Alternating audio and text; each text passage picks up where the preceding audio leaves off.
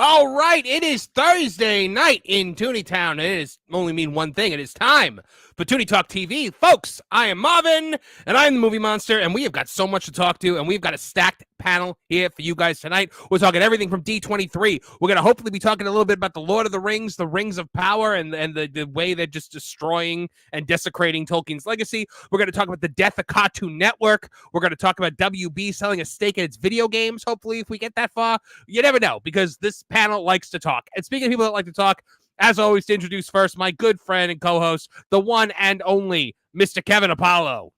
Hello, everybody. There's your cat in the background. Siren, she will not be denied.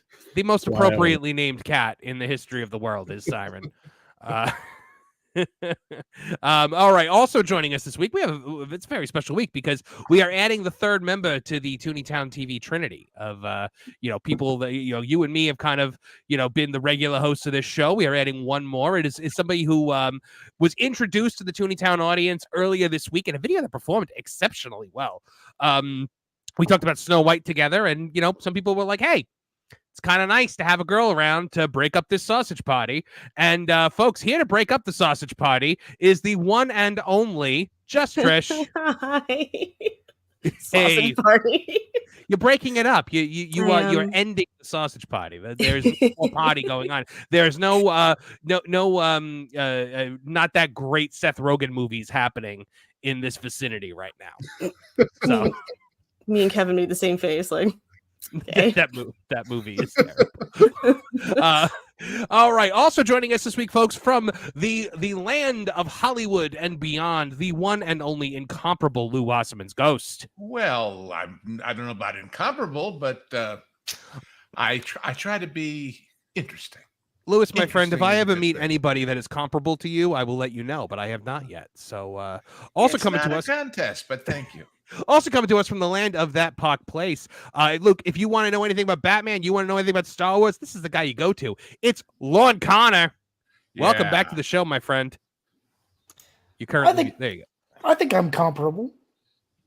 Yes. Yeah, I don't know. I think everybody that is on this show is incomparable because there's nobody that compares to this panel. I love you guys with all my heart.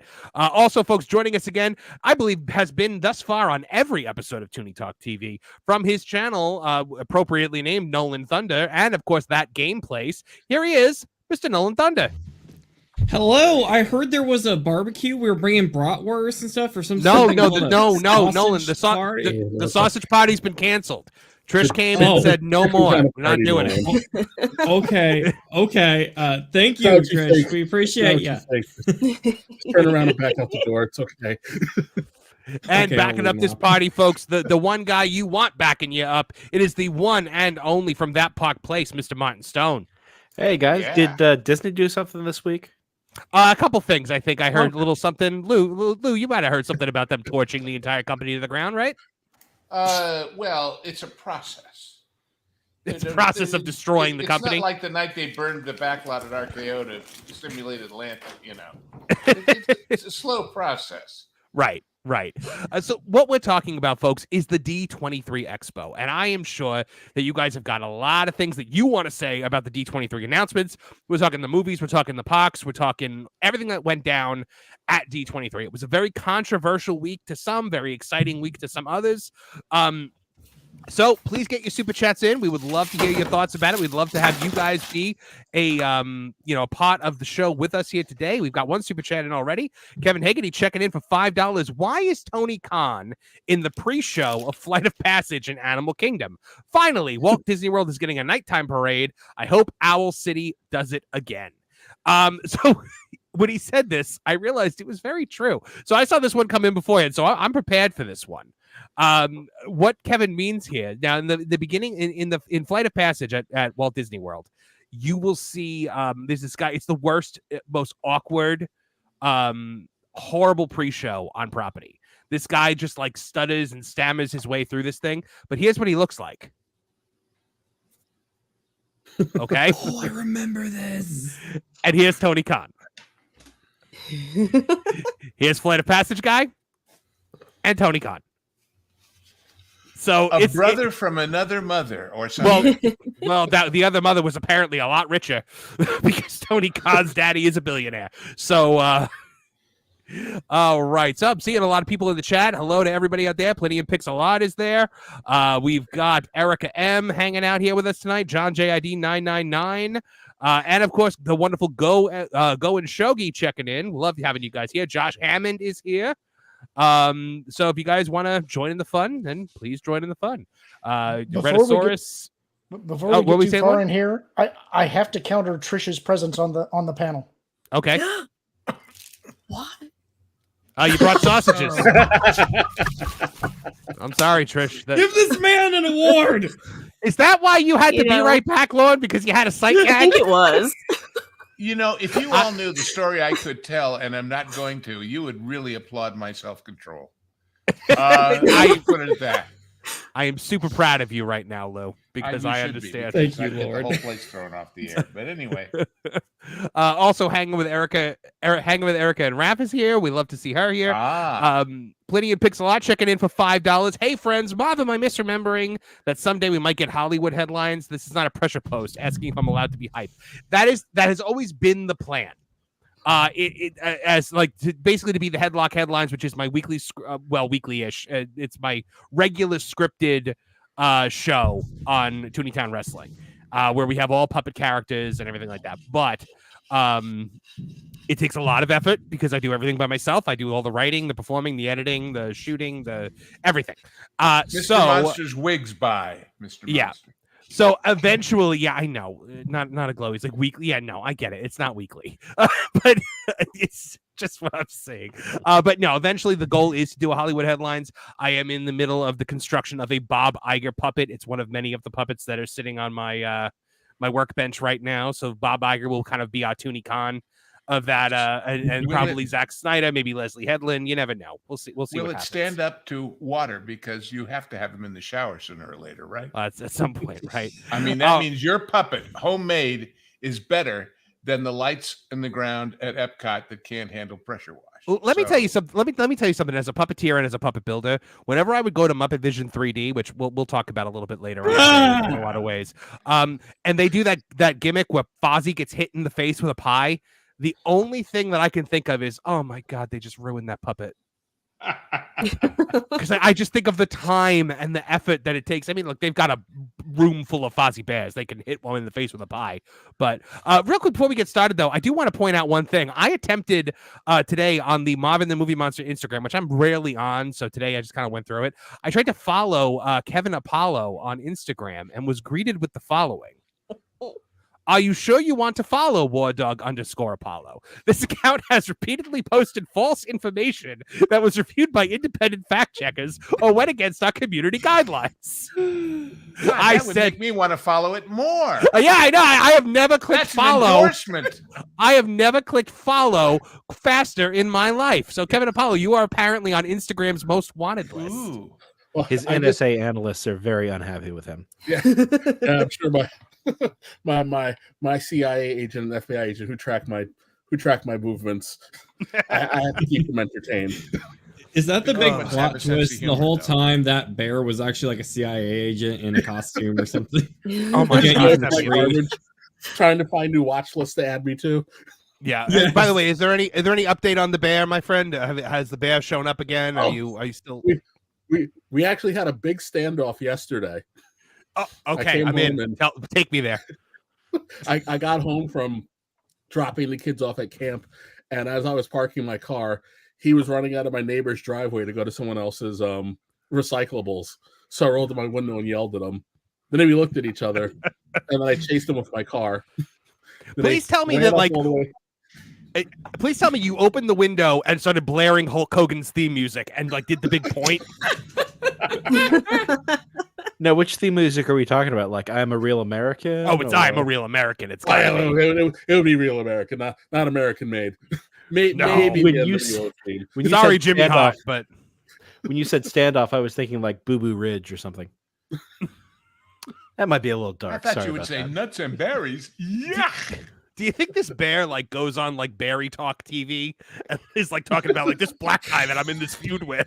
Man, you never believe he came at me with his car today.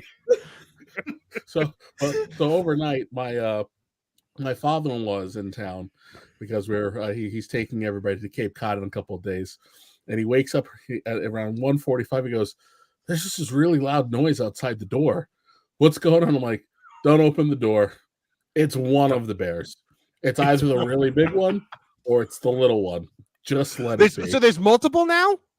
Well, there's always been two. There's a really big one.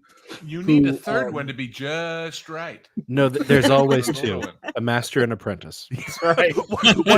one to embody the garbage, the other to claim it, the other to crave it. One bear to rule them all, one bear to bind them. You better watch out, Kev. We're gonna find you with BWO spray painted all over you. Not blue water. I just realized there was a BWO, but all right.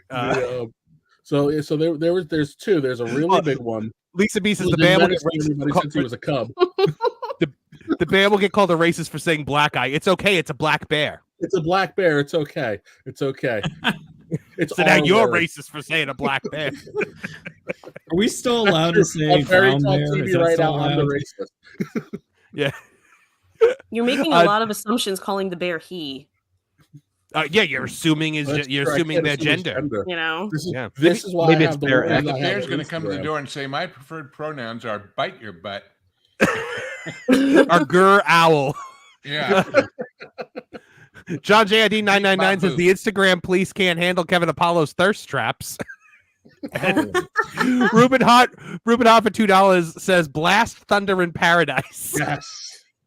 That's amazing. Or Lisa Pink B Lady says- and Jeff. Lisa B, maybe just crack up black crime. 60%. Never mind. Ooh.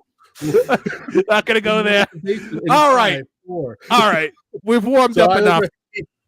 he knocked over the garbage last night, and then I caught him again this morning. So I chased him in my car again, and it was screaming like a southern sheriff telling him to get. So I remember I recorded. I just didn't put it on my Twitter today. I was about to say you Found have him to like down. record Inner this. Buford T. Justice. Do you f-bomb in it? Can we play it on the show? I don't. You know what? I made sure not to f-bomb it when I chased the movie this morning. I will text it to you. I Okay. will text it to you and allow you to decide if you want to use it. I might have to play it sight unseen. I don't know. But you know what? If we once we pass another like $15 in super chats, I will play the bear. I'll play Kevin Apollo versus the bear. How about that? I'm going to be that guy. How do you But not for have now- Heard him, chat. How do you not have a Kevin Apollo's bear puppet yet? I was True, I just thinking that. should have it confront him on the show. All right. It is time to get on to actual Hollywood stuff. As loath as we ought to do so. Hold on. There it is right there. I am gonna. Oh my gosh, that is a bear, Kevin There Apollo. is no actual Hollywood stuff. Behind the fake tinsel, there's real tinsel, as Gertrude Stein said. The tinsel of Tinseltown. Yes. Oh my goodness. All right. So I I'm had gonna. bad experiences with tinsel in Tinseltown. Do you?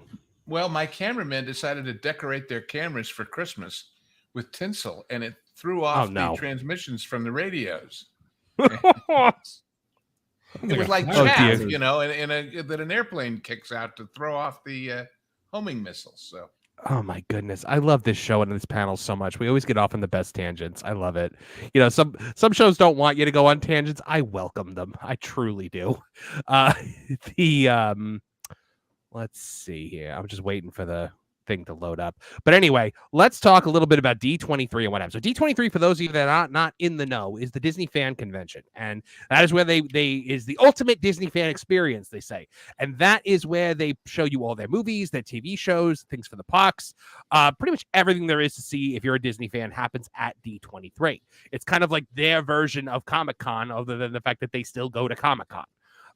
It's like E3 for video games, except it doesn't exist anymore. For lack of a better option, we're gonna go with the Hollywood Reporter article here. Bob Iger came out to roughly 12,000 screaming fans who were trying to pretend that he didn't destroy the company. Oh, wow! That was more than a warm welcome, huh? Boy, did I miss you, huh? That's what Bob Iger said. That's my Bob Iger voice. There's a little preview. Imagination, huh? Oh, some imagination, huh? So the first thing we saw was Mufasa, the Lion King. The is a prequel to the Lion King, proper. I'm gonna hit the thing here, but I'm gonna kill just to kind of like have us see a little bit of what's going on. So in the trailer, we get a sense of what this movie is all about. We see it's all Mufasa about white lions bad, dark colored lions good. Yep. So I was going to get to that, Lou. It's we've got Mufasa kind of comes in and joins up with this lion troop. It looks like Scar is like supposedly the actual heir to the lion throne, but then the evil white lions show up, and that's where all of our now.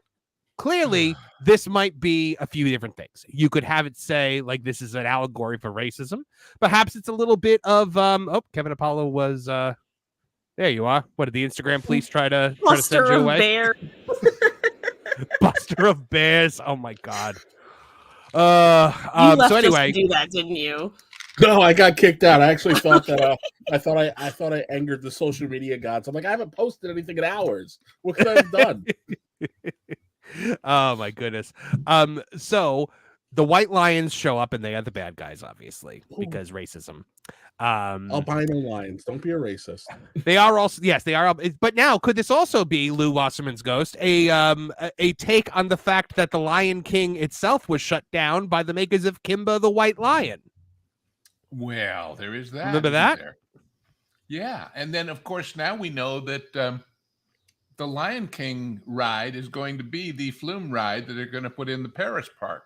Yes, in place of Tiana's Bayou Adventures. So yes. It looks like Lion. Now look, the Lion King is one of Disney's strongest IPs, and they don't do much with it. The reason why that terrible soulless live action remake, quote unquote live action remake, there was not one single live action element to that movie.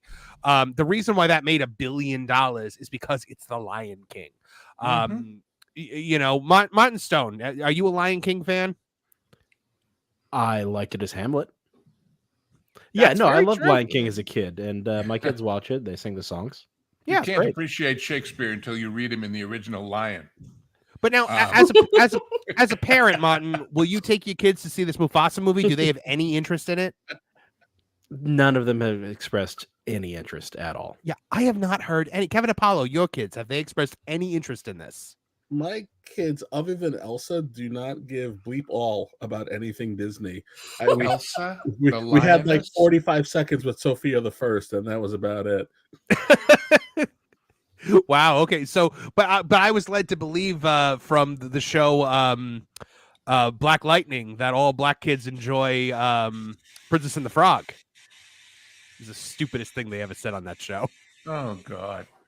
That was a real thing they said on that show.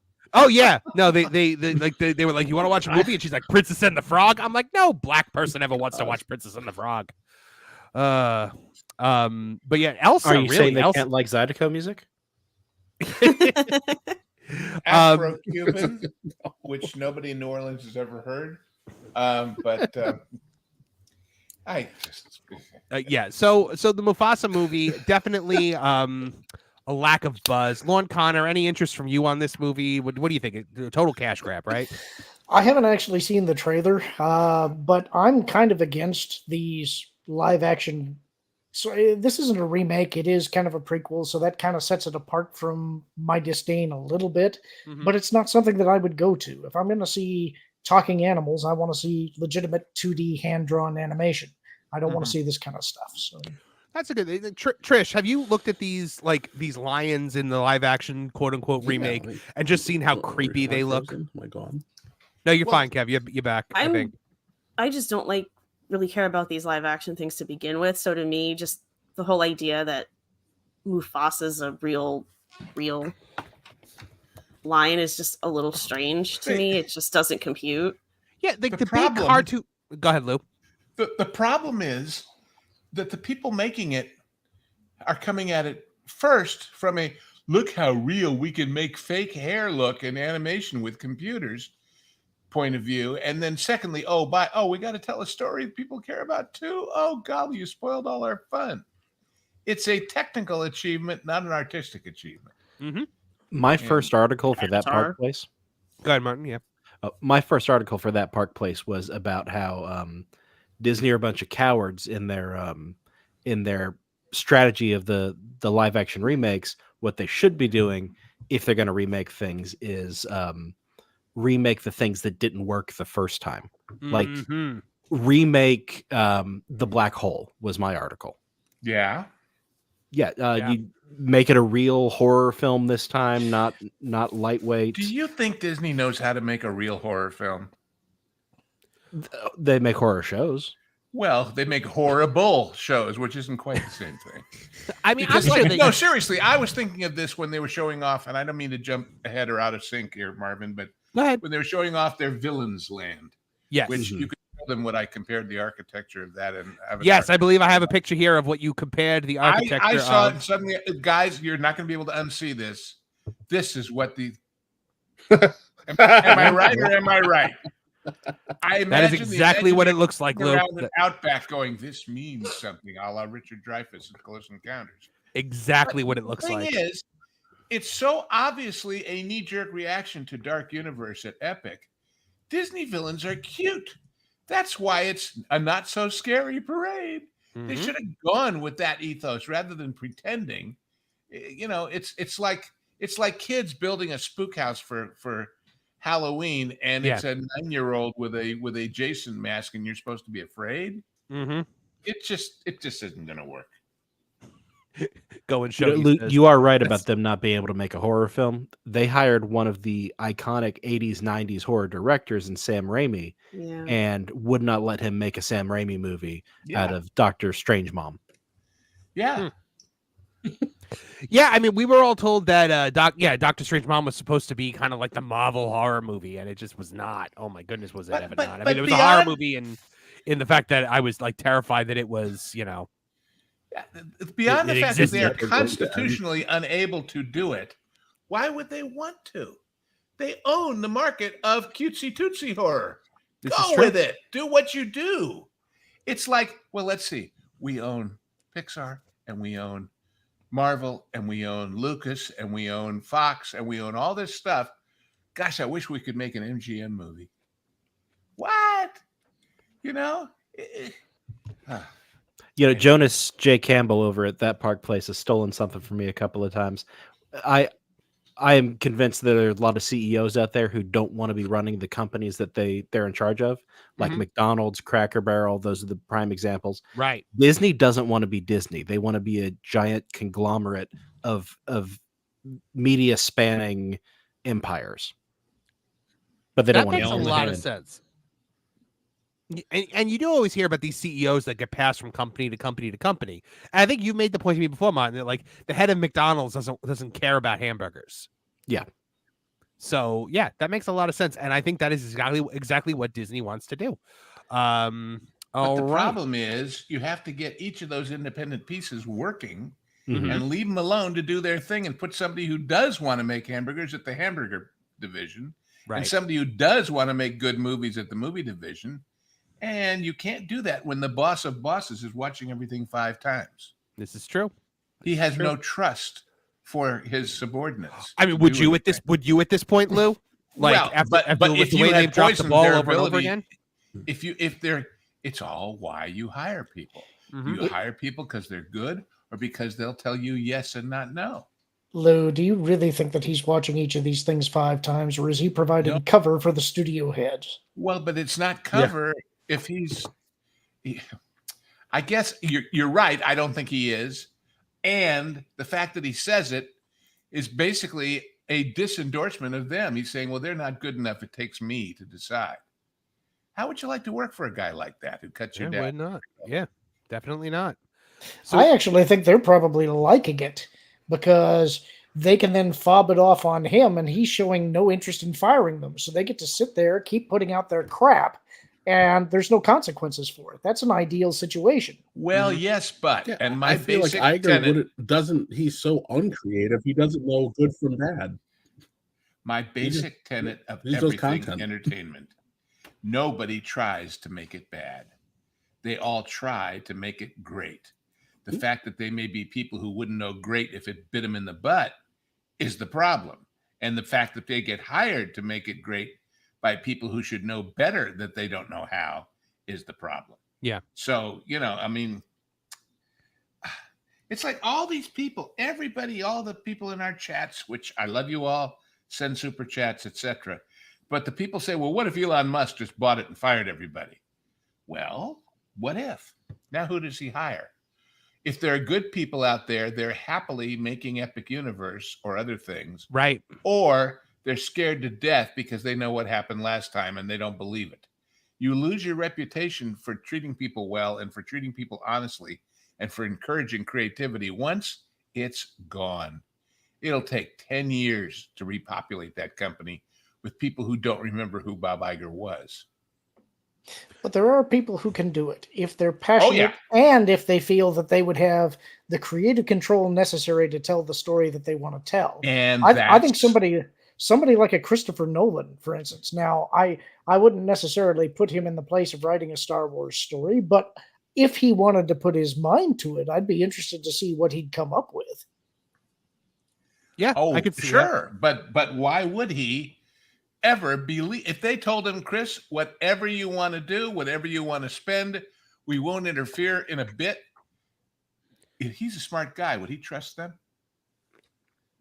I think it depends. I mean, it's like before he made his Batman trilogy, I would have said, why does Christopher Nolan want to make a Batman trilogy? And in fact, when The Dark Knight was coming out and they were showing Heath Ledger as the Joker, I was convinced the man was insane. So, it all depends on what catches their fancy and what kind of control they're given. I just don't think anybody believes the promise of control. The only person who seems to is Favreau, and I kind of Well, he's on his way out the door. Well, but he's going to have a last gasp. He's going to have a last run. We lost Kevin again. And as I said, I think just shot Kevin down again. One of the tragedies of our entertainment atmosphere is that here's Robert Downey Jr., who's got more money than God already, who has a amazing life story of overcoming adversity, who goes on and wins an Academy Award for a brilliant, brilliant portrayal in Oppenheimer. And at that point, he said, come on, why would I go back and do that? And obviously what happened is he, his agent, his people looked around for something and there wasn't anything. And it's like, well, all right, okay. Well, then what came in front of him was 100 million somethings. And even if you have more money than God, $100 million is not. But nobody's willing to pay him $10 million to do what he does in any other way. That's the scary part. Mm-hmm. Well, you could do what Connery did and make Zardos. Well, he's one of those. By the way, the great quote I found from Connery, he was talking about how when he first came out to Disney, because there's pictures of him and Janet Monroe from Darby O'Gill and the Little People riding the Autopia cars at Disneyland and everything. He says, of course, back then it was a lovely place. Now they have that building that looks like the Kremlin. My goodness. Yeah, he was doing press for The Rock. Yeah. Oh, I thought you meant like The Rock, like Dwayne So did Johnson I for a second. Okay, Sean Connery and The Rock in a movie together. I'd watch that. You've got to see this man. He's the biggest black man you've ever seen. Oh Lord! All right, so losers say they'll do their best. Winners blank the prom queen. That's a great line from that movie. So some of these movies we're just going to breeze through. Tron, Ares, they brought out Jared Leto, Evan Peters, and Greta Lee. Disney showed off what the Hollywood Reporter calls what the heck just happened there? Disney showed off what what Hollywood Reporter describes as mind-bending footage from the threequel. After that, a red laser revealed the iconic Nine Inch Nails logo to screams from the crowd and news that the band will compose a score following in the footsteps of Daft Punk, who handled duties in 2010's Tron Legacy. Here's the thing. I would rather not have another Tron movie that doesn't have Tron in it. Oh, you wanted Tron in a Tron movie? Go figure. I wanted Tron in a Tron movie. I love a retro supremacist, backward person. I tell you. I want to see him fight for the users. Me too. I love Bruce Boxleiter. I don't even know if I'm saying his name correctly, but I love him. I'm a Babylon 5 fan. Martin, do I remember you were a Babylon 5 fan too? Lauren, maybe? I've seen every episode in all the movies. So good. Believe it or not, I never saw a single one. Lauren, I think you would like it. I highly recommend you watch it. Like I think it's on watched Tubi about 20 minutes and it just didn't catch me. That's me. The first season's rough. The first season is rough, much like a lot of shows. And Kevin Apollo, were you ever a Babylon 5 guy? Not really. I landed on the DS9 side because they were kind of on at the same time. Right. It wasn't until a little bit later where I started to check it out. It's on my watch list on Max and Tubi, so I do plan on getting to it.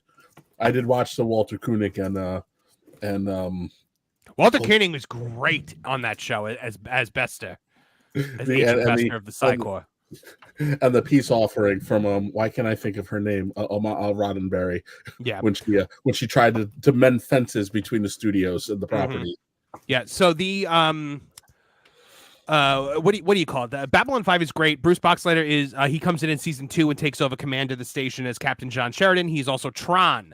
Now, I would love to see him in a major role in Tron. We saw in the last Tron that they can de-age people in this world. Why are we getting Jared Leto and not getting Bruce Boxleiter as Tron? I can't Jared Leto in this thing? Why do we keep putting Jared Leto in things? Why do we keep pretending he's ever done anything good? Like he, even if he had done good things in the beginning, he's atrocious now. What we saying, Lou? De-age is swell. But Bruce Boxleitner, I just looked it up, is 74. Yeah. That would be literally the last action hero. Yeah, probably. But I mean, like it's Tron, and he is Tron. And in the last one, they really kind of like screwed him over by just having him be the guy in the mask. I don't know. I would love to have seen him get his due as Tron. Moving along. Okay, here we go. Snow White. All right, folks. I was thinking strap yourselves the stairway was good. Yeah. Earlier, when you were talking, I was thinking like, Jared Leto. I'd rather see Rachel Zegler in this movie, and then it goes down to that. I'm like, I didn't mean I wanted to see more of her. Yeah, right. So the Snow White trailer, Trish and I did a video on this the other day. It has been ratioed into oblivion, and I believe it has nothing to do with, oh my gosh, it's even worse now. I believe it has nothing to do with anything woke about it. I don't believe it has anything to do with Rachel Zegler as a human being. I believe it has everything to do with with just how bad this movie looks. It just looks bad. So dark. It's so muddy. That's what we grim. When we were on the pro show, I said fairy tale. I said it looks like a Zack Snyder movie, and that's the worst thing I could possibly say about a project. Like it's like they sapped the color out of it. But now I want you guys to look at this this ratio that they got going right now over there. We are looking at 68,000 likes to 661,000 dislikes. Well, they're trying to pass this off as that somehow Snow White is the fairest one of all against Gal Gadot. I know. I mean, come on. Nobody's going to buy this. After several days of that, what did this genius for self-destruction Rachel Zegler do? Did you Oh, I'm see going to what get to she that in a did? second, Lou. I'm going to get to that in a second. Okay, But real okay. quick, because I think I looked at this under the Toontown Wrestling thing. So just real quick, dislike. And I had to take care of that real quick. Yes. Cherry on the So top. now Rachel Zegler, she cannot help herself. She has to get political in every situation. She's the one that called the prince stalker. She, said the weird about the whole, situation with the original Snow White. She hates the original Snow White. She's made it very clear she hates the original Snow White. And then she talked about the trailer, and she said, I love you all so much. Thank you for the love and for 120 million views on our trailer in just 24 hours. What a whirlwind, not counting the fact that it's the most disliked trailer ever. I'm in the thick of rehearsals for Romeo and Juliet, so I'm going to get out of here for now. Bye for now. And then she follows it up. And always remember, free Palestine. And now we're not here to talk about the situation. I would like to say that Gal Gadot as the evil queen is such a compassionate lady that I understand she baked her an apple pie.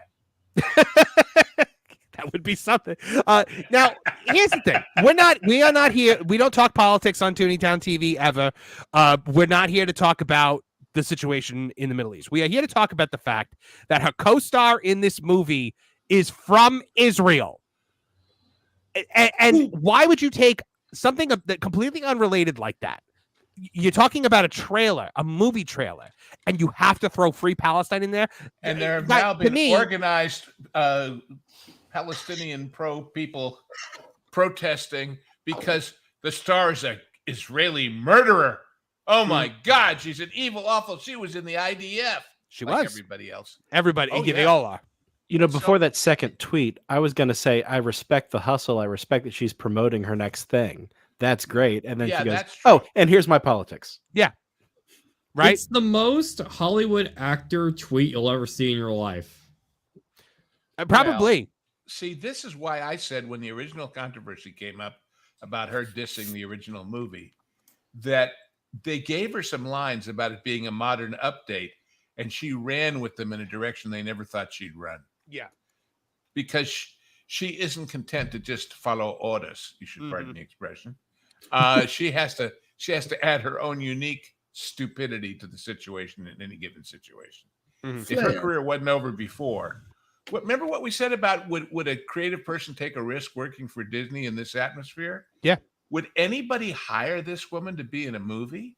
I don't know. How could you? Whoever picked her as the action star of the year recently. Oh yeah. Well, because the Hunger Games. Yeah, the Hunger Games. Yeah. Bombed. But I keep stressing lead time, guys. These movies take 2 or 3 years to make, and now the jig is up. People know what the story is here. No, I don't. Lady is a loose cannon beyond loose cannons. Yeah, Kevin Apollo. What were you going to say? She hasn't had a success. She hasn't had a single success yet from That's right. That awful West Side Story bomb. That was atrociously bombed. And that had Spielberg, for God's sakes. Really. You would think his name would have carried people into the theater to some degree. Yeah. But no. Yep. Well, you've also got to consider it's always a mistake to remake a classic. And I agree. You just shouldn't do it. Why bother? Just show the original. Yeah. Because of my adage that says Hollywood studio executives first and foremost want a good excuse when it bombs, so they don't lose their jobs, their perks, their attention. And it's the great Waldo Pepper story that I've told 100 times. They made The Sting. It was a huge hit. It was brown. It had Scott Joplin music. It had George Roy Hill directing it. It had Robert Redford. They said, let's do that again. And they made a movie called The Great Waldo Pepper. It's so bad. It's so terrible. But whoever gave it the green light didn't get fired because, hey, we thought it was going to be another Sting. Wouldn't you? Uh-huh. Now, is anybody in the media going to have the mettle to go up to Gal Gadot and say, what do you think about this? No, because they've already attacked her for voicing her opinion. That's true. It's come on. But I mean, she's classier than to rise to that bait, unlike Zegler. That too, and just it's come on. You would be implying that we have a fair and balanced media. Yeah, that's very true. But what else was she gonna think? Like, Yeah. where else Yeah. would they think her allegiance would lie other than Right. Israel? Like, it doesn't make any sense. Well, that's Where the thing. should all of our allegiance lie? With the murderers or the murderees? I mean, it's yeah, like, we're notwithstanding. We're not talking about that, but we're yeah, talking. no, I understand. We are talking about the fact that like, I think it's more of like everybody knows where Gal Gadot stands on the issue. So do you think they ask her, what do you think about your co-star making this remark? Because it feels like a shot directly at Gal Gadot. Agreed. Sure it is. By the way, I've been told that go ahead, Lou. It's almost as if Zegler thought, well, those people aren't going to come out and see it because of her, so I'll neutralize the situation by saying this. She now thinks she's a studio marketing executive expert too. All right. So moving along on onto this topic. Now, the other thing is the horrendous CGI dwarves. And we saw that this happened. They look awful, terrible. Instead of just hiring actual dwarves, they went and they did this because Peter Dinklage ran his mouth off. And I have an article from that Park Place regarding Little People Big World star Zach Roloff torches Peter Dinklage and Disney's Snow White by John Trent. So Zach Roloff, one of the stars of Little People Big World, torched the Walt Disney Company and Peter Dinklage following the release of the film's latest trailer. It's first reported by Cosmic Book News. Roloff expressed his thoughts via some Instagram story posts. So he wrote, if you've been following our podcast, I've had thoughts on this. They updated / diversified Snow White, but went way backward on the dwarf side. Hope Dinklage is happy. He's very happy because he got what he wanted, and they're going to continue to give him every dwarf role in Hollywood. In the second post, he wrote, so they aren't just taking away the dwarves and making Snow White. They are CGIing the dwarves. This isn't 1937. There are actually a lot of people with dwarfism walking around. Either focus on Snow White or own the dwarf representation. He's not wrong.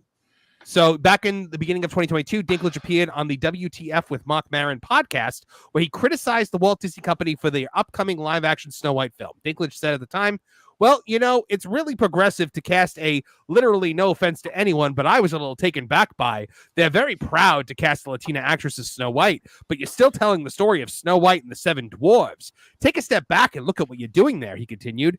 It makes no sense to me because you're progressive in one way, but you're still making that effing backwoods story of the Seven Dwarves living in a cave. What the F are you doing, man? First of all, they don't live in a cave.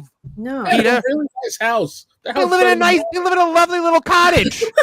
They mine diamonds. They've got money. A 7-bedroom, 2-bath ranch house. Yeah. They're entrepreneurs. And then he said, have I done nothing to advance the cause from my soapbox? I guess I'm not loud enough. He then concluded, I don't know what studio that is, but they were so proud of that. And all love and respect to the actress and to the people who thought they were doing the right thing. But I'm just like, what are you doing? Later in the podcast, he says, if you tell the story of Snow White and it's most effed up, cool, progressive spin on it, let's do it all in, but I just don't know. So in response to the comments, a spokesperson for the Walt Disney Company told the Hollywood Reporter, to avoid reinforcing stereotypes from the original animated film, we are taking a different approach with these 7 characters and have been consulting with members of the dwarfism community. We look forward to sharing more as the film heads into production after a lengthy development period, the spokesman added. The Hollywood Reporter... I just love so much when all of these companies are like, we're speaking to members of this community. We're not doing anything to fix the problem. We're just speaking with them in front of the cameras, gonna just have a little chit chat, and we're done. Mm-hmm. Well, we're speaking to pre-approved representatives who will tell us that everything we're doing is okay. Smile for the camera. Shut up. And what members of that community are saying, hey, the last thing you should do is hire any of us. Yeah. Now Peter Dinklage, I said this to Trish the other day. He climbed the ladder of Hollywood success. He shattered the glass ceiling for dwarf actors. He gets every dwarf role in Hollywood now. And then he quickly kicked the ladder down behind him and rebuilt the ceiling. Because now he's above it and everybody else can go float. So I want to actually play a quick clip. It's about 3 minutes long. It's from a conversation. Actually, hold on, folks. We have a new panelist joining us. Please welcome the one, the only one of my great mentors in this business, WW Pro. Hello, that ladies guy. and gentlemen. Hello, Hey, bro. hello. Bro, we're talking about one of your favorite topics here, Snow White. We're in the middle of a Peter Dinklage conversation about this. The only way to include is to exclude, ladies and gentlemen. Yep, 100%. Now, I wanted to play a brief 3-minute clip of when I interviewed Dylan Postel. He was Hornswoggle in the WWE. For those of you that don't know, Hornswoggle was a leprechaun character that lived under the WWE ring. And yeah, I know it sounds ridiculous because it is. It was a portal to a different dimension. Yes, it was a portal to a different dimension. There was Little People's Court underneath there. Triple H and Shawn Michaels went to it, but he actually appeared on Piers Morgan after all this went down because he's an actor, worked with Disney. He was in Muppets Most Wanted. He's a huge Muppet fan, and we started talking a bit about what they call the M word, midget. We started talking about the word midget, and he told me why he doesn't think it's a bad word, and then he talked a little bit about Peter Dinklage, and this is kind of reiterating what he said on Piers Morgan, but I wanted to just play a little thing, and then we can talk about it on the other side. So here it is. I wanted to talk a bit about before we end your opinions on the word midget, because I know it is kind of a hot button word for a lot of people, and I don't care, man. You've gone on record about how freely you that word makes me use money. You put little person wrestling on a poster, they're gonna just think it's like Johnny Gargano. Like you put catching a stray. It really is Tootie Town wrestling here. you put dwarf wrestling, and they're gonna be like, oh, okay, Snow White. Like, this is some Disney bullshit. Like, you put midget wrestling, they know what they're gonna get, and that's the thing. And I don't care. Again, I go back to something I said very early in this.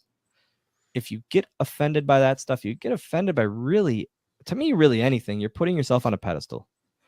I get offended when people question me as a dad, and that's because I do put myself on a pedestal. When they talk about my wrestling, I don't give a shit. When they talk about any of that other stuff, I don't give a shit. Like, apologies for the language here, folks. We don't usually use these words on Tootie Town TV, but this is an interview from a while ago. Because I know that I could be better. I know I could be better at everything. It's part of the bit, Lou. So calling me a midget, I don't care. I don't care. You don't call yourself a little person or a midget and have the camera make you look like a gargantuan. You gotta get the right angle on it, Lou. I'm surprised we can even see his eyes. I was seriously like sitting there during the interview, and I was like, "Wow, is he doing that on purpose?" Like, I had no idea. Well, I mean, conversely, going back to Dinklage, you could see what he did in the Thor movie. You know, when they made him a giant. Yeah. My dad still won't say it. He's very weird about the word, and it makes me laugh whenever I say it because I can see him like almost uncomfortable. But it's just a word, man. It's just a word. Stop taking yourself seriously. And then Peter Dinklage comes out, and then he does this thing about speaking out about the Snow White stuff and talking about. Yes, I was about to ask about this. Yes. Why would you look like you might eat him? First off, I don't think he's a big supporter of the fabricated American community. He was in Muppets Most Wanted, so I think he was cool. He probably likes Home Improvement too, because he looks like Wilson. Continue, sir. He does. What have I been on my soapbox about? Listen, dickhead, you're not the voice of the whole little person community. Correct. And that's my thing. Like, what made him the voice? I was on television for 10 years. Yes, he's done major roles, major Hollywood roles. I get that, and I respect that. I truly do. But 90% of those roles were for little people. He didn't have and that's what I kept saying. He didn't have a problem cashing the check for Elf or for all of these other characters. Bingo. Right there. Yep. Right there. That were made for little people. And now he costed so many people in the little person community dream jobs. Seven people had the opportunity. Oh, no, more than that. Think of stunt doubles. Stand-ins. Think of secondary actors. All of that. It would have been closer to 20, I would imagine. Mm-hmm. Now, you know, my kind of take when I saw this, and it's just me because I immediately with Hollywood celebrities, I'm always like kind of like they're thinking the worst.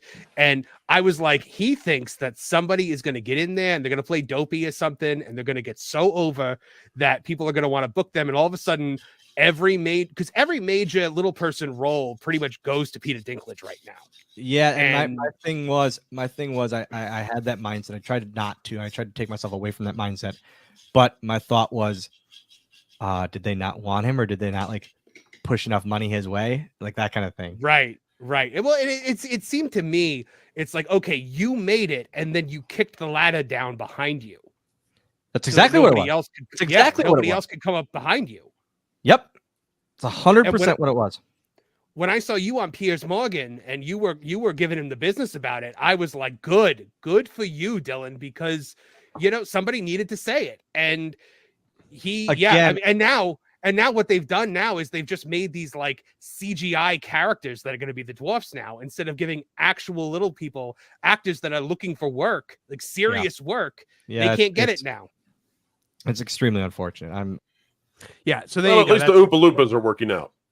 Right? No, they made them. Look, they made them Hugh Grant in the last movie. This is the same syndrome as the whole those poor black people that had to be in Gone with the Wind and play those stereotypical roles. You mean the people who got paid, the people who got an Oscar? They cashed that check. It's And then they invested that, by the way, in the up and coming black actors who would come on to take Hollywood by storm. Nick Stewart's a great example of that. So Nick Stewart is the voice of Brer Bear. All of his Disney money, and by the way, he was one of the crows in Dumbo as well. That far more controversial than the bear. But he took all of his Disney money and he invested it in the Ebony Theater in Los Angeles. Yep. And through that, dozens and dozens and dozens of individuals came up through there and took on careers in entertainment because of him. So something to think about. Dinklage, not so much. Right. Just like Mako built the East-West Players for Asian actors the same way. Yep. And of course, those theaters would have been successful in other cities, but being in LA, they had access to and visits from casting directors who were looking for people in a way that other cities wouldn't have. So, back on the subject of little actors, back in like 70s and 80s, nobody's big. Okay, I didn't mean that. No. Nobody was bigger well done, Martin. than Hervé Villechaize and Billy Barty. Yeah. Some of you may remember Billy Barty. He was Figment. He was Figment, yeah. And Hervé Villechaize was Tattoo from Fantasy Island. They hated each other. And one of the reasons was Villechaize insisted on being called Midget. Really? Yeah. And yet many stand on his tiny shoulders today. Yeah, I mean, that was always Dylan's thing. It was that the word makes him money. People know what that word means. And when you take that away, you're taking money out of his mouth. Now, I also think because he was in Muppets Most Wanted, so he has got plenty of Disney contacts, I assume. He was probably in early talks to be in that movie. I can't prove that, but you got to think that he would have been on, pardon the expression, the short list. Yes. I couldn't think of a better word to say it. But I think the main thing to take away from this conversation, though, is he gave me a pass and I'm allowed to say the word midget. So I'm going to get aware of that. Remember that midget is just widget upside down. This is true. I would like everybody to do a little thought experiment. Do you know the title of the original movie? Of Snow White and the Seven Dwarfs? You just said the whole title. Yeah. It was not Snow White. It was Snow White and the Seven Dwarfs. That's another thing. They have changed the title to just Snow White. They even took the Seven Dwarfs out of the title. It's ridiculous. Pro, I don't know if you saw, we just said beforehand, now the ratio on the trailer has gone out of control. Are we to 10 to 1 yet? Because that's what I predicted was a 10 to 1. Yeah. We're almost there. I think we'll be there by morning. 68,000 to 661,000. I mean, that absolutely incredible. But Rachel Zegler is like, oh, thank you everyone for watching the trailer. Like, no, come on, lady. Like, the only thing you can possibly surmise from all of this is they must hate the dwarfs. Perhaps Rachel Zegler believes them to be Jewish. Probably. Wow. Shots fired. Well, I don't know. Pro, did you hear my line? I said Gal Gadot was so gracious she baked Rachel an apple pie. Lou, what a stupid concept this is, though. The evil queen is clearly more beautiful than Snow White. Oh, I know. There's no reason for jealousy here. This should be sympathy. She should be taking her a beautification apple out of feeling sorry for herself. I know. Before we go too far down the rabbit hole, can we take a moment to talk about the 7 they thems before we got to the hideous CGI dwarves? Yeah, dirty hippies. Yeah, the dirty hippie bandit. The baristas. that original picture of all these like various people of different sizes and makeups, and I was like, when everyone was like, what is this? And then they just turned around and they made these CGI dwarves instead. How many times has this movie been torn apart and Frankensteined back together, guys? Because at this point, go ahead, it looked like community theater Pirates of Penzance. It did. No, you know what? Evan, every one of those dirty hippies, if they sent you a letter in real life, you wouldn't open it for fear that there might be something that blows up inside of it. That's what they look like. They look like they were living out of a camper for 3 decades in the Pacific Northwest. Go ahead, Lou. No, when I saw them on that hillside, I thought, what they're going to do is duplicate them to make the crowd and do a remake of Woodstock. They made Woodstock look clean. Yeah. Oh my goodness! So before we get on with the next film in our whole thing here, I do want to get through a couple super chats. John JID 999. It's being reported that Afa has just passed away. Oh, that's really sad. Afa, one of the Wild Samoans from wrestling. That's really sad. Rest in peace, Afa. He's a great man. He was a great man, and he has a great family and trained a lot of great wrestlers. So it's a huge win of a life there for Afa of the Wild Samoans. Alejandro Melendez says, "Oh no, a woman! Hide the spicy mags, fellas." Trish, you're ruining everybody's fun. No, never. What can I say? My title shouldn't say just Trish. You say like Spoil Sport or something under it. Christopher O. Torres for $4.99 says, "What are your thoughts?" Okay, this is going to be a loaded topic. What are your thoughts about Disney getting rid of Muppet 3D so they could build that Cars ride in its place according to the D23 event? So, Chris, you are almost correct here. You got a little bit of crossed information.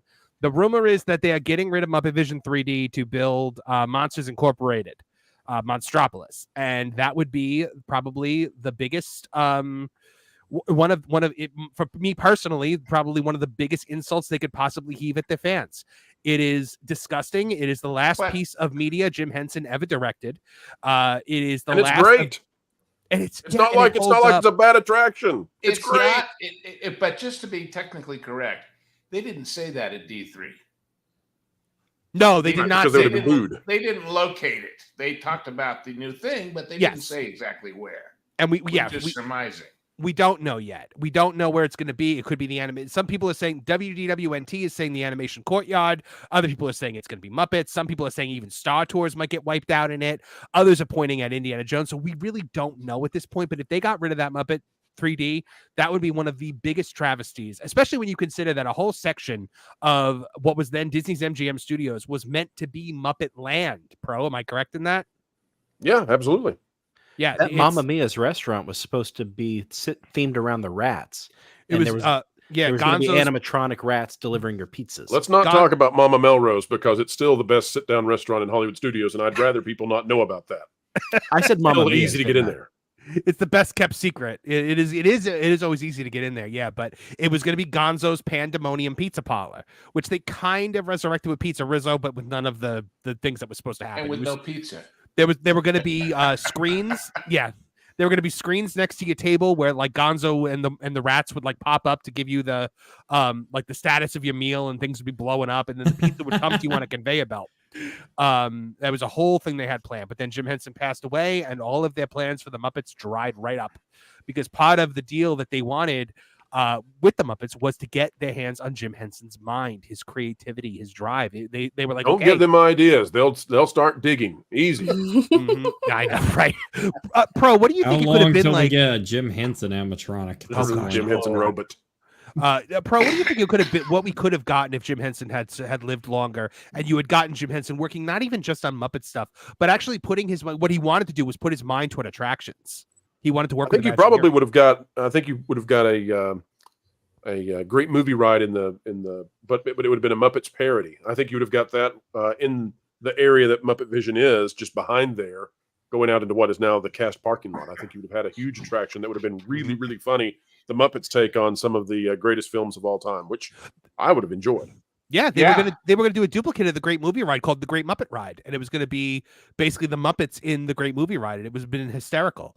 Go and Shogi for $5. Thank you so much. Says Lou, is it possible that Zegler is part of a larger package deal with other actors? Hence why Disney won't just tell her to kick rocks. Lou, is that a thing that they do in Hollywood? I don't know what is exactly meant by that. a package deal for what? She isn't doing any more Disney movies that we know of. Oh, we don't know. That Romeo and Juliet is not Disney, is it? I don't think so. I don't think so. She's in rehearsals too, so it might even just be like she might be doing it in a play, like the way Tom Holland just did. Could be. Boy, everybody'd pay to see that at Broadway prices. It reminds me of that famous story that Menshelim Rickless, the zillionaire who was married to Pia Zadora, and she was his protege, and he thought she was the most talented actress in the world.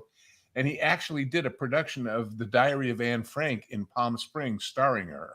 Mm-hmm. And the joke was that it was so bad that at the end, when the Nazis came in, the audience stood up and said, "She's hiding behind the wardrobe." So that would be the equivalent of Rachel Zegler in Romeo and Juliet, for God's sake. Christopher Torres for $10 says Bob Iger wanted Discovery and Tony Khan a living proof that just because you have billions of dollars doesn't guarantee you're going to do a licensed product justice. That's very true. Product. Well, money, just an infusion of money does not guarantee success. I think when Disney bought Star Wars, everyone thought, oh, they're going to sink all this money into it. They're going to put the money they put into Marvel into it. And we saw they put a lot of money into it. They gave Leslie Headland $200 million to have a group therapy session. And we saw how that went. They're making this ridiculous skeleton crew now that looks absolutely abysmal.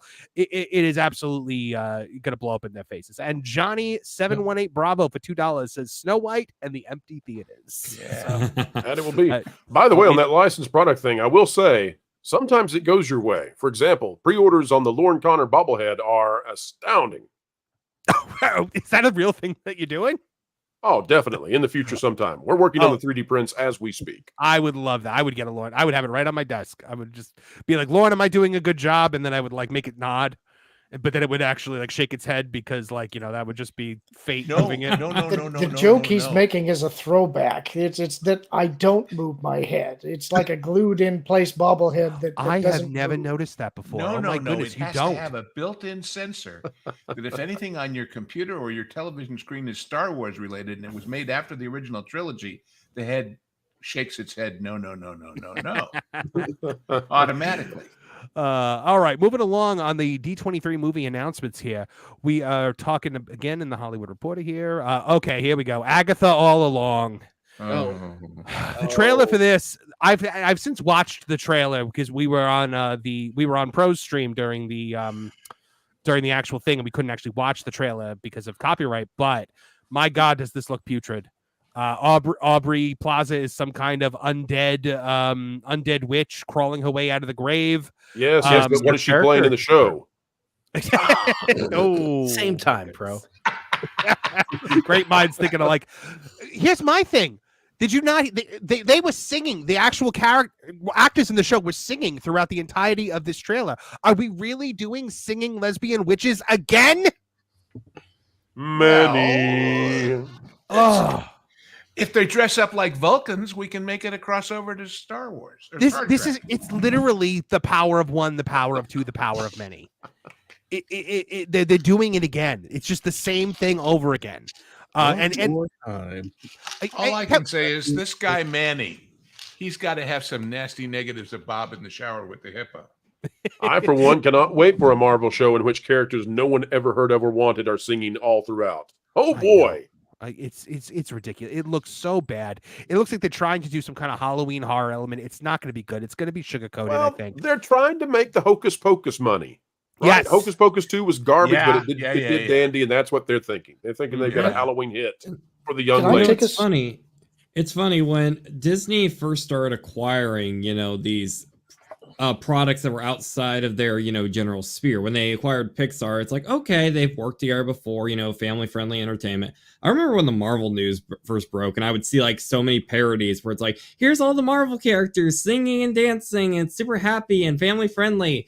And now as time goes on, these brands have just become more and more just integrated into the Disney brand. We're literally having singing numbers in Star Wars. We're having characters doing they're using actors that come out of the Disney sphere like they did with a lot of their shows on the Disney Channel back in the day. How far is this gonna go? Are we eventually gonna start seeing characters with mouth ears? Nolan, you forget about Princess Leia's beautiful song in the Life Day special. That's Don't very you even true. start. Oh. Don't you? No, Wow, Lord came alive there. Holy Well, crap. I will his start head. and I will finish. I was going to say though, don't you say there weren't musical numbers in Star Wars? How dare you forget Mad About Me and Lapty Neck? And we've also got Jedi Rocks now, so just cool it down a little bit there, man. And that was the superior song too. I do want to ask a band song. No that's lyrics, Mad but- About Me. Well, okay. Go ahead, But- Lord. but- What were you saying? You wanted to add something? Yeah, regarding Marvel and Halloween, forgetting Agatha all along for a moment, what's the panel's thoughts on Werewolf by Night? I couldn't get through it. Really? I started it and I was like, ugh. Like I just got bored and I turned it off. I don't know. really enjoyed it. I Did thought you it was enjoy it? good. You know what, Yeah. maybe it's worth giving another shot again this Halloween. I liked it. Like I always like I don't really watch horror unless it is sometime between September and November. So I will give it another try. Once I can go to Halloween Horror Nights, that's when I start watching horror movies again. I think the Eternals in black and white would be a fantastic Halloween movie. Oh, I would certainly be hiding under a blanket. So, all right, moving along. Pro, are you doing the Agatha after parties on your channel? Are we going to have to suffer through that? How many episodes are there? It's. I mean, we did it for the think there's acolyte, 8. but I think there's Oh, 8. God. Yes, and I have been told we have to do Skeleton Crew. I just say yes, Oh, whatever man. it is. All we'll right. do. How many episodes are there? all right, I'm in. Daredevil Born Again. So they right. revealed that season 1 of the series debuts in March, and season 2 is about to go to film. Among the stars on stage were Charlie Cox, Vincent D'Onofrio, Deborah Ann Woll, Eldon Henson, also known as Mighty Ducks. That's Fulton. Was it Fulton Reed? I don't remember the name of the character, but Yeah, I think that was him. yeah, and John Bernthal said Bernthal of returning. It's a real honor. I couldn't be up here with better people. No word yet on whether they're going to actually allow the Punisher to have his iconic skull T-shirt, since apparently that's now, no longer Oh. okay. Don't get me started. Don't get me started. I'm not going to get you started. Don't worry about it, Kevin. Oh, maybe I should. Yeah, Isn't that the whole Pirates of the Caribbean logo too? Is that problematic as well? No, because police officers actually. Go ahead, Kevin. I'll let you do it. It's because police officers and red-pilled and conservative-leaning people liked it, so we had to get rid of it. Because heaven forbid an actual masculine male have something to enjoy that spills in a putrid Marvel comics every once in a blue effing moon. I went to a I was the Punisher, and I was walking around wielding swords and giving it flipping therapy. I can't. Watching you self-edit yourself is so entertaining right now. I wake up every morning praying to God that I turn on the TV and find out that Marvel Comics fell into the earth and that it's just all over. Take all those blue-haired psychos with them. How do you really feel?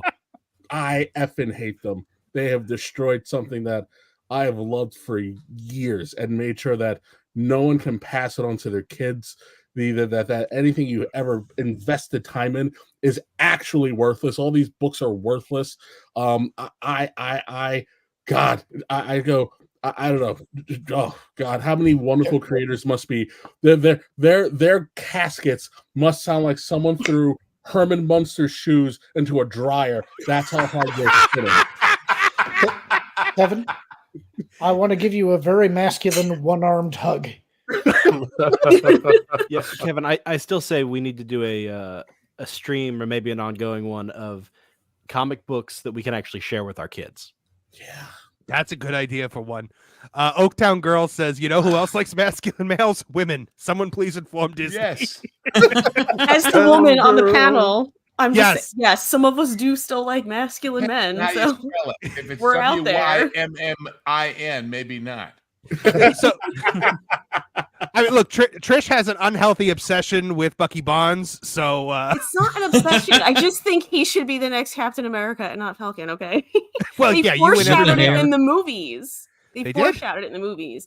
So Well, it's you like I'm missed not a pulling this discussion. out of the You missed a Oh, we did? discussion we had a couple weeks ago about how he should be the new Luke Skywalker, and they should stop messing with the face swap stuff. Mhm. Yeah, because he does look like a He young looks Mark Hamill. just It's like a young Mark Hamill. bizarre. Yeah, it's insane. It's insane. But now I have watched, a bootleg stream of the Daredevil Born Again trailer, and I gotta say, guys, I liked it. It looked good. If this show can actually be good. Now, it got a page 1 rewrite from the original. Apparently, originally, we were going to have Foggy and Karen die in the first episode, and he's just completely destroyed for the entirety of it. Somebody with a source at Marvel told me that the original plan was, and I can't confirm this, so I haven't run with it, but I'll just share what I've heard and just take it as a rumor, that it was going to be very Echo heavy, and that he was basically going to go to Echo and ask Echo to kill him. And Echo was going to say no and spare him, and that was why he was born again. And it was going to be like, yeah, he was going to be making the best of the gift of life that Echo gave him. And now they're saying Echo is going to be Echo will apparently still appear, but I've heard it's going to be blink and you miss it. Well, maybe that's what's going on in Snow White. Maybe the dwarves they're all ready to off themselves, and Snow White comes in and convinces them otherwise. She's the Clarence, and then puts them to work cleaning their house. She does put them to. That is the thing. Like in Whistle While You Work, the dwarves are the ones cleaning the house while she kind of directs them now. Whistle while you work. I won't, 'cause I'm a jerk. You know what's amazing is in the original, somebody pointed this out on X, and I thought it was such a great point.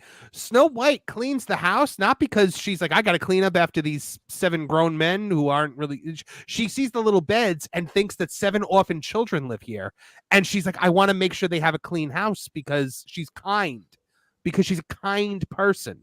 That's kindness. That's something that like Rachel Zegler would never even, the thought would never go through Rachel Zegler's head to help somebody She would else. say kindness, weird. Oh my goodness. All Why right. Go. would Matt Murdock go to somebody, or like, okay, so you're Matt Murdock, you're living in New York, there's thousands of Catholic churches, and he goes to somebody else for guidance? Yeah. I know. I can't. Well, because we had Bullseye. We had Bullseye kill the priest in the 3rd season of Daredevil instead of. It was Karen. either that or a Magic 8-Ball, okay, and that was taken for the Agatha storyline. Wait a minute. If you're a hero, but you haven't even got enough courage to off yourself, you need somebody else to do it. Well, he's Catholic. He's not going to do that. Yeah, I think that would actually make sense that he wouldn't want to die and be forgiven all at the same time. All at the same time. Apparently. But yeah, I honestly think this has the opportunity to be good. It looked and felt like the Netflix. It looked very violent. It looked very violent, much like the Netflix was. That style of action, the way it's shot, it all really reminded me of it. And I believe I did see Punisher in the skull shirt, from what I saw. So Kevin Apollo, you can rest easy on that one. All right. I was at a thing for my the kids. Skull shirt has a smile painted over the skull with the words "Why so serious?" Martin, what were you saying? I was at a thing for my kids, and I was literally the only dad there who did not have a Punisher skull logo on a piece of clothing. Really? That is a place of testosterone, I wherever like that your was. neighborhood. Man, you go to a cool school, man. You live in a safe neighborhood. Oh, that's awesome. That's awesome. Neighborhood Punisher watch. Hell's Angels Elementary is a great place for kids. Yeah. As long as they're not driving Harleys. Did you see the Harley story? No, I didn't. CEO of Harley Davidson says that he wants to be a Taliban. What? Yeah, and that he hates capitalism. Oh my goodness. That's All out right. today. All right, so Daredevil again actually has the ability to look good. They said that season 2 is about to go to film, so they're apparently confident in it because it's rare that I think Loki is the only other one I can think of that they've approved a second season of before it came out. Ironheart, that's going to be just the less said about it, the better. It's going to be terrible. They know it's going to be terrible. I could see them just releasing the whole thing at once, but I think they're at least going to do the 2-episode release. Fantastic Four and Captain America Brave New World. Now, Captain America, interesting story that dropped today that I would like to share with the panel here. Hold on one second. Let me go over to it. We have got I've got so many tabs open for this stream, and this comes to us from That Park Place, a little site that you guys might have heard of, by John F. Trent. Rumor: Captain America Brave New World director Julius Ona, I believe that's how you say that, has pretty much been removed from the project. New rumor claims that the Captain America director Julius Ona has pretty much been removed from the project. Scooper Thwip T _ wrote on X, Cap 4 director Julius Ona has, again, I'm going to say it for the 3rd time, pretty much been removed from the project. He's been cordial about it, though, so his name will still be listed. He added, similar to Rogue One, when Tony Gilroy was brought in to finish the film, Gareth Edwards didn't start drama, so they let him keep full credit.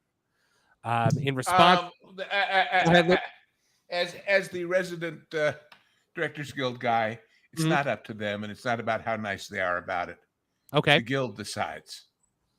That's interesting. How does that work, Lou? How does the process there it's work? submitted to the guild, and they come in and testify, and people decide. Because remember, whoever's doing the rest of it is perhaps entitled to a share in residuals. So that's why the guild is involved. But it's not because they were nice about it. That's bullshit. Yeah. All right. So we've got that. What do you guys think? Pro, what do you think about that? Are they removing a director now from Captain America? Why could now this has been a disaster from beginning to end. I mean, if you're gonna start holding people accountable to their actions, maybe that's why we're seeing this guy get removed. Well, we still don't know why Bo DiMaio was removed from X-Men 97. It's been, what, a year now?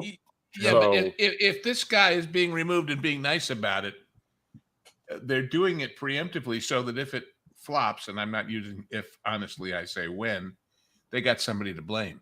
Yeah. Well, he was so bad we had to take him off, but we waited too long. So other things we saw a little bit of The Mandalorian and Grogu. They announced Andor Season 2, Star Wars Skeleton Crew. What did you guys think of the Star Wars Skeleton? If I had seen this trailer for Skeleton Crew and it was anything but Star Wars, I think I would have liked it more.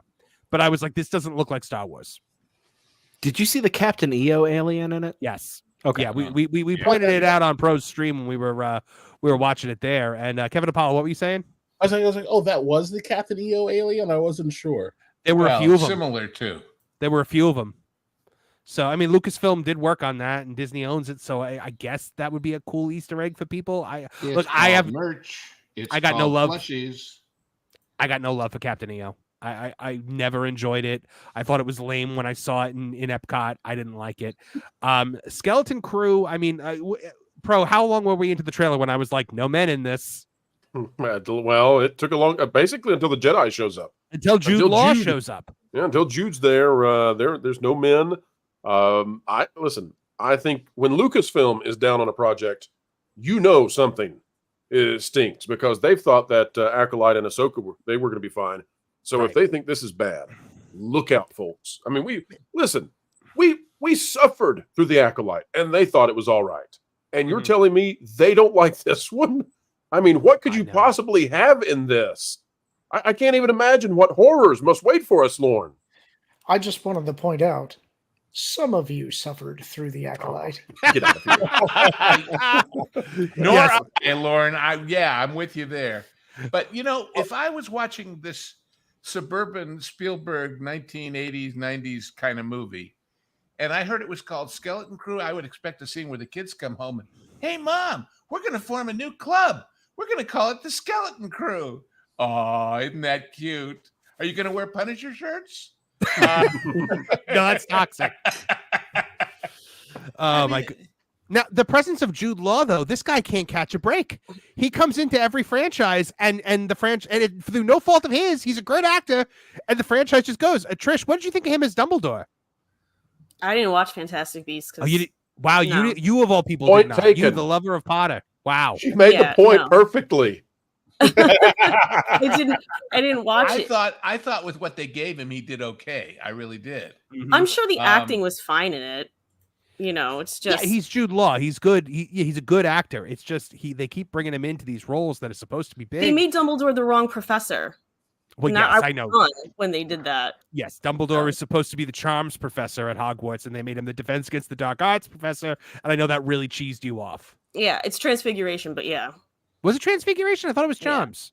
Yeah. Mm-mm. Well, I bow to you on all things Potter. So, but yeah, I heard that and I was like, he could have more things than that on his CV. Right, they move him around. It's like an elementary school teacher. The ultimate substitute. He's the utility man. Yep. So we also got word on Frozen 3. That's going to come in 2027. What do you guys think of a third and fourth Frozen? What story is left to tell? It doesn't matter. They want to sell more toys. Well, for Kevin Apollo's daughters, clearly, because it's the only thing they like in Disney. Well, now they're too old now. They're not going to care. Well, let's see. They've aged out. Oh, we'll see. But what is left to say? What do you think, Pro? Use my powers, I'll hurt someone. I'm okay with using my powers.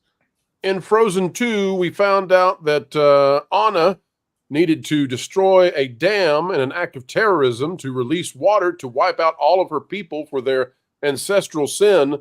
Where are we going with Frozen 3 now? What do we have left on the table there? I can't wait. Bring it on, baby. Elsa they froze versus everybody climate out. change. We rethemed Blizzard Beach as Arendelle water park. Well, you know, they have cross promoted that. They added a couple of like Olaf and Snowbees and stuff like that in Blizzard Beach. It's like the only thing they've touched in Blizzard Beach since the 90s, which let's be real is for the best, because I think Pro and I were having this conversation. I think I was talking to Lorena about it too. It was a mistake of a water park.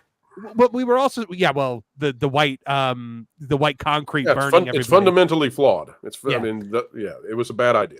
But when you talk about the water parks, when you talk about like Typhoon Lagoon and some of and you're like, wow, it still kind of feels like classic Disney there. Yeah, because they haven't touched it since the 90s. All that's left. None of these cultural vandals have gotten their hands on it.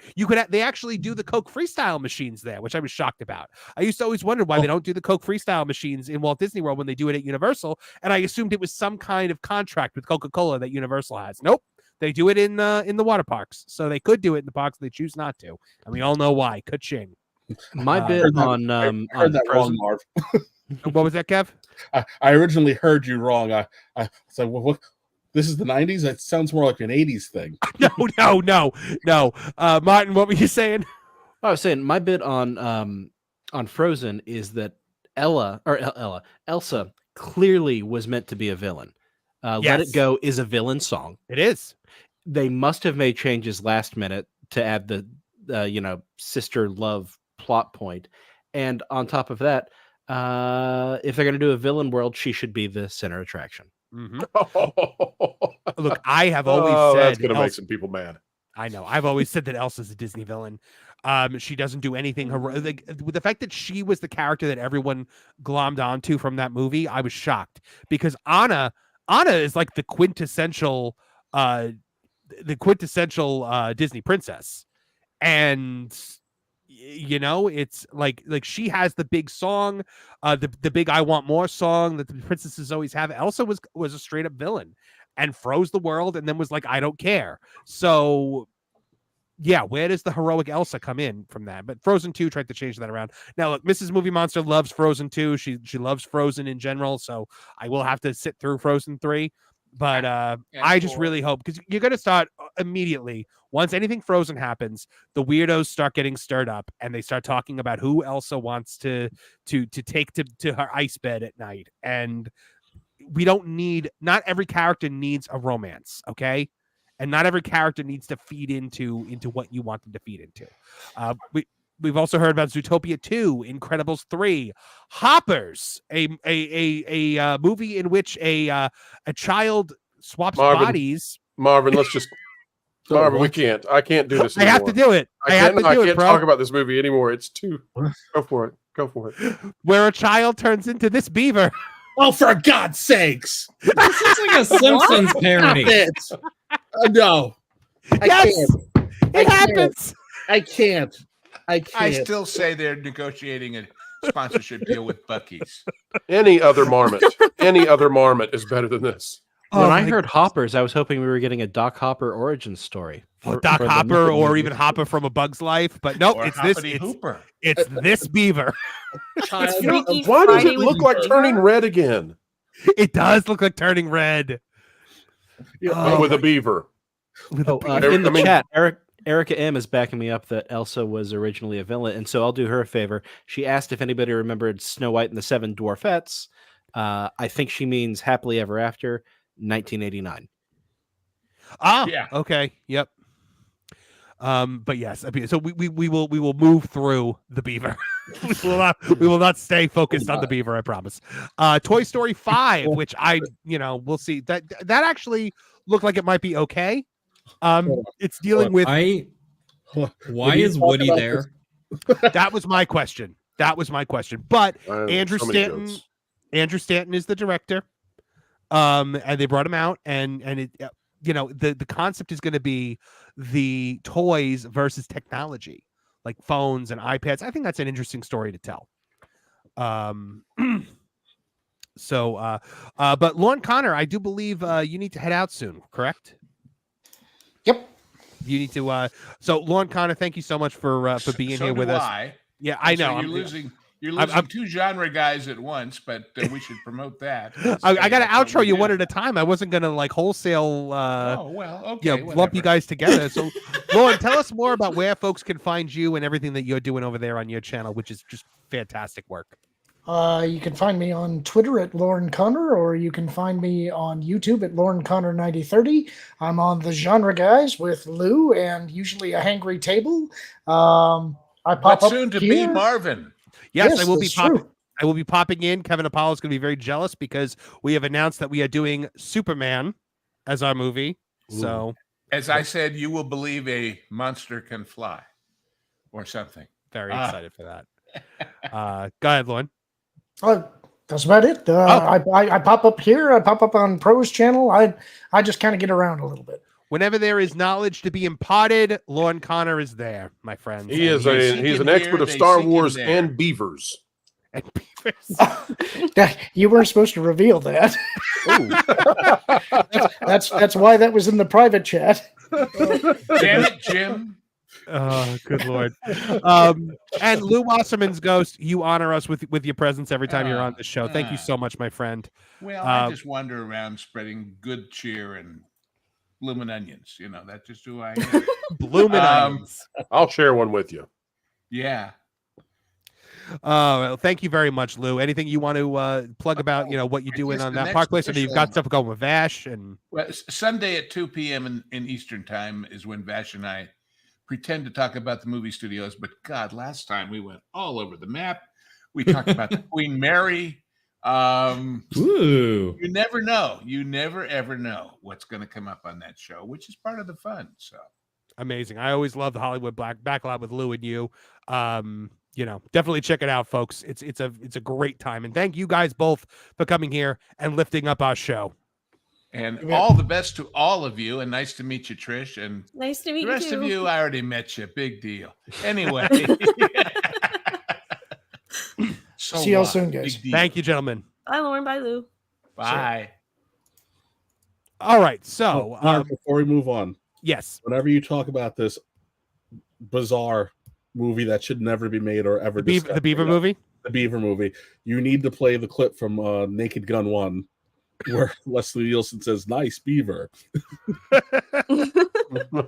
Oh my goodness! Oh, that's a deep cut. All right, you know what? We've talked about everything of worth. The last thing I want to focus on: Avatar: Fire and Ash. Apparently, 2025. I'll believe that when I see it. It took us 15 years. By the time we got to Avatar: The Way of Water, all the kids that were in Avatar: The Way of Water were doing press for it, and they were all adults. So James Cameron, not known for speeding to the box office, guys. Do you actually think, Pro, let's start with you, that we are actually going to get this movie in 2025, and then the next one in 2029, as Bob Iger is boasting? God, how many are there? Like he wants to make 5, 9, right? doesn't he? He wants to make 9. Yeah, I think. Oh my gosh. I think I heard him. Oh, Well, at this rate, we'll finish by the 2060s. So I don't know. What's a year or two? It doesn't really matter when it comes out. We've got till the 2060s to finish these things. It is. Trish, have you seen the Avatar movie? Dances with Smurfs forever. Yeah, it is. It's crazy to me. I don't understand this IP. It comes out, it makes $2 billion, and then is gone. For years is gone. I never hear anyone talking about it. No one talks about it. It does not exist in pop culture until it comes out again. There's no Can I ask you a fandom. question about these movies? Go ahead. If it takes them this long to make a bad movie, how long does it actually take them to make a good movie? Terminator was fast. Yeah. No. Terminator and Terminator 2 went quick. So go back to making fast movies. These long productions aren't working. I never need to see another Terminator movie in my life, Nolan.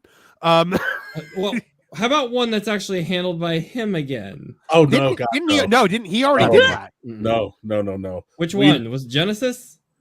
No, not Genesis. Derp Fate. James Cameron. Yeah.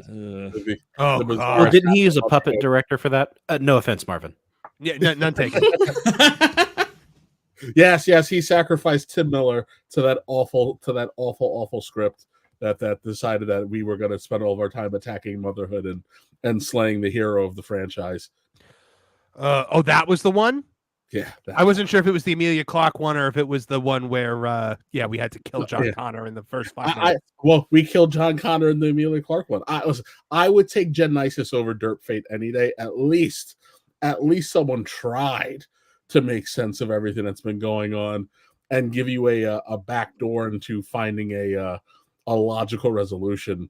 Then if anybody's ever read anything that James Cameron has had to say in front of the public, they should understand that no one needs to be listening to anything James Cameron has to say to the general public. I mean, look, I get it, man. You like water. Great. Cool. That last Avatar movie was nothing but just panning shots of water. And I was like, what am I watching? I felt like such a black sheep in that theater because all my friends were like, James Cameron's such a genius and stuff like that. And I just could not get it. I was watching this movie and I was literally distracted by just the fundamentals of movie making because like the frame rate was all janky when it was going from like those stunning CGI visual type scene to kind of like normal. It literally looked like you were watching a video game cutscene, but not in like the usual criticisms of CGI over the past few decades. No, it felt like literally with its frame rate, like I was waiting for the button prompt to come on and it never did that. It was distracting and an awful creative decision. Calling it now. They're going to live inside a volcano. You know it. Oh, of course I know they it. are. Everyone knows it. Of course they are. The Fire Navi, we saw the pictures of them. It's just fire and ash. And now this is what the new land in California Adventure is going to be based off of. I'm assuming it's going to kind of be a clone of what we have in Walt Disney World Pro. But we're going to have different like scenes in the attractions because the one that they showed looked like Navi River Journey. I really doubt it. I think it's going to be a boat ride and a restaurant and a little bit of retail, and that's it. You don't think we do like a Flight of Passage type attraction? No, I don't think so. I've looked at the models. I don't think there's enough room in the buildings to do that. Can we do like the I did one Navi ride. River journey, except the boats are on fire, like you're going through like a lava pit and you're just slowly burning throughout the whole ride? Well, some orange lights and water. You'll get some cool effects like that. Just don't touch it. It'll blow it all away. As Lou said, as Lou pointed out earlier, we do have a picture of what that land is supposed to look like. There it is. It really does look like a blooming onion. Yep, it really does. High calorie expansion. Oh yeah, but the best kind of high calorie expansion, I would say. All right, moving along. I would like to actually touch on. I'm trying to pick which one to go. It'll get you in trouble every time. Yeah, very true.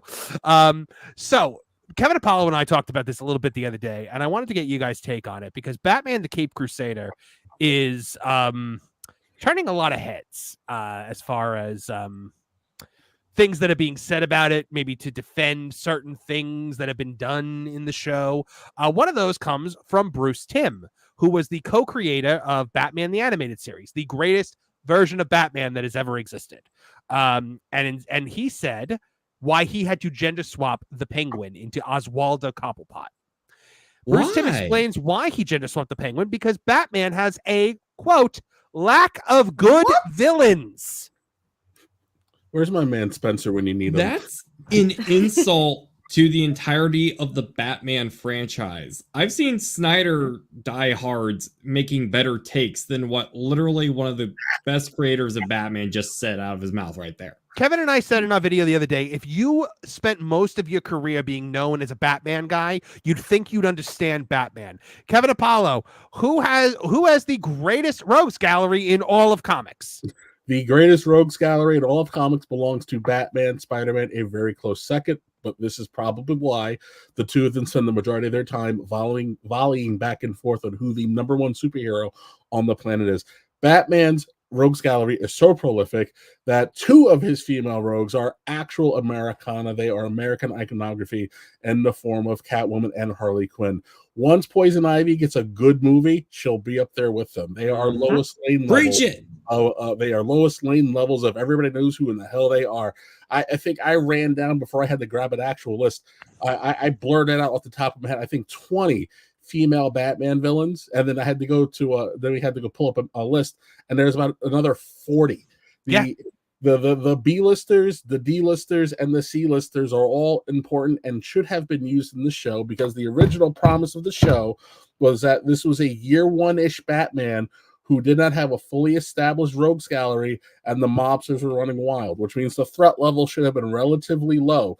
And instead, because we were bored / agenda, we had to go make the Penguin a rather brutish man lady. For reasons I don't quite get it. And Lee Driver's wonderful. The song and dance number was very entertaining, also very disturbing. Minnie Driver has such a distinct voice. I cannot imagine her voice coming out of this dump truck of Large Marge. Yes, out of Large Marge.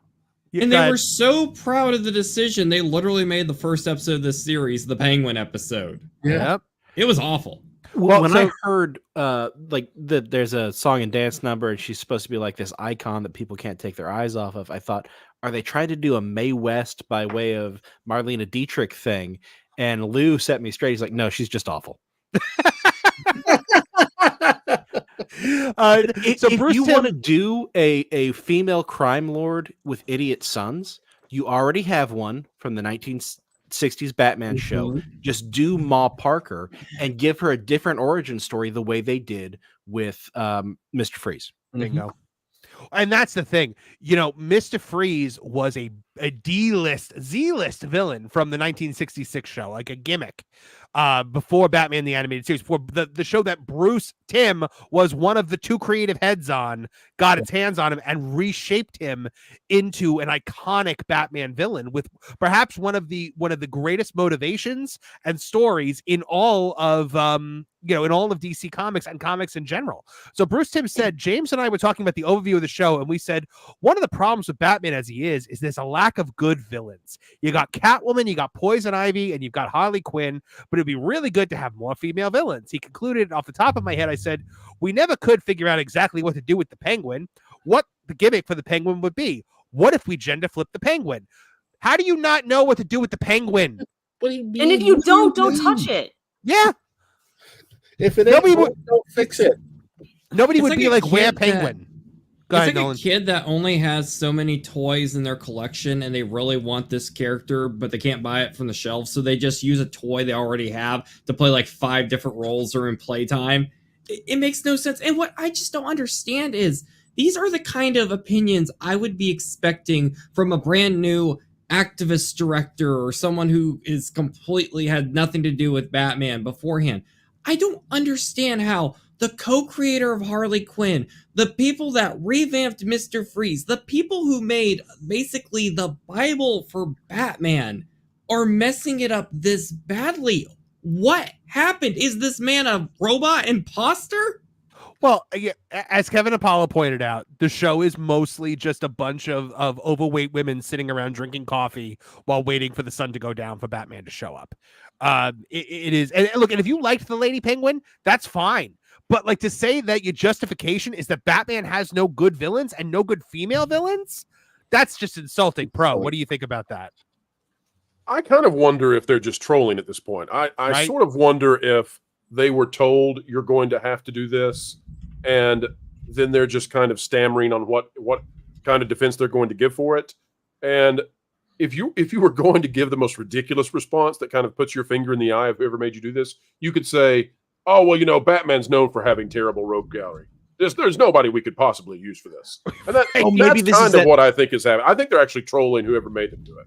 Maybe it's that thing like on X where people are like, hey, if I'm ever abducted and I get to send one tweet so that you guys know I'm not safe, it'd be something like this. It's Batman has no good villains.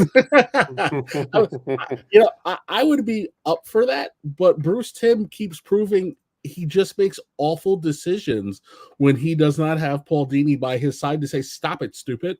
Exactly. Killing Joke, the Batman Harley Quinn movie. Also, too, I have to wonder if this is almost like a Russell T Davies thing where your ego where your ego overtakes your creativity, and you have to self-insert your desires and your wishes onto the IP.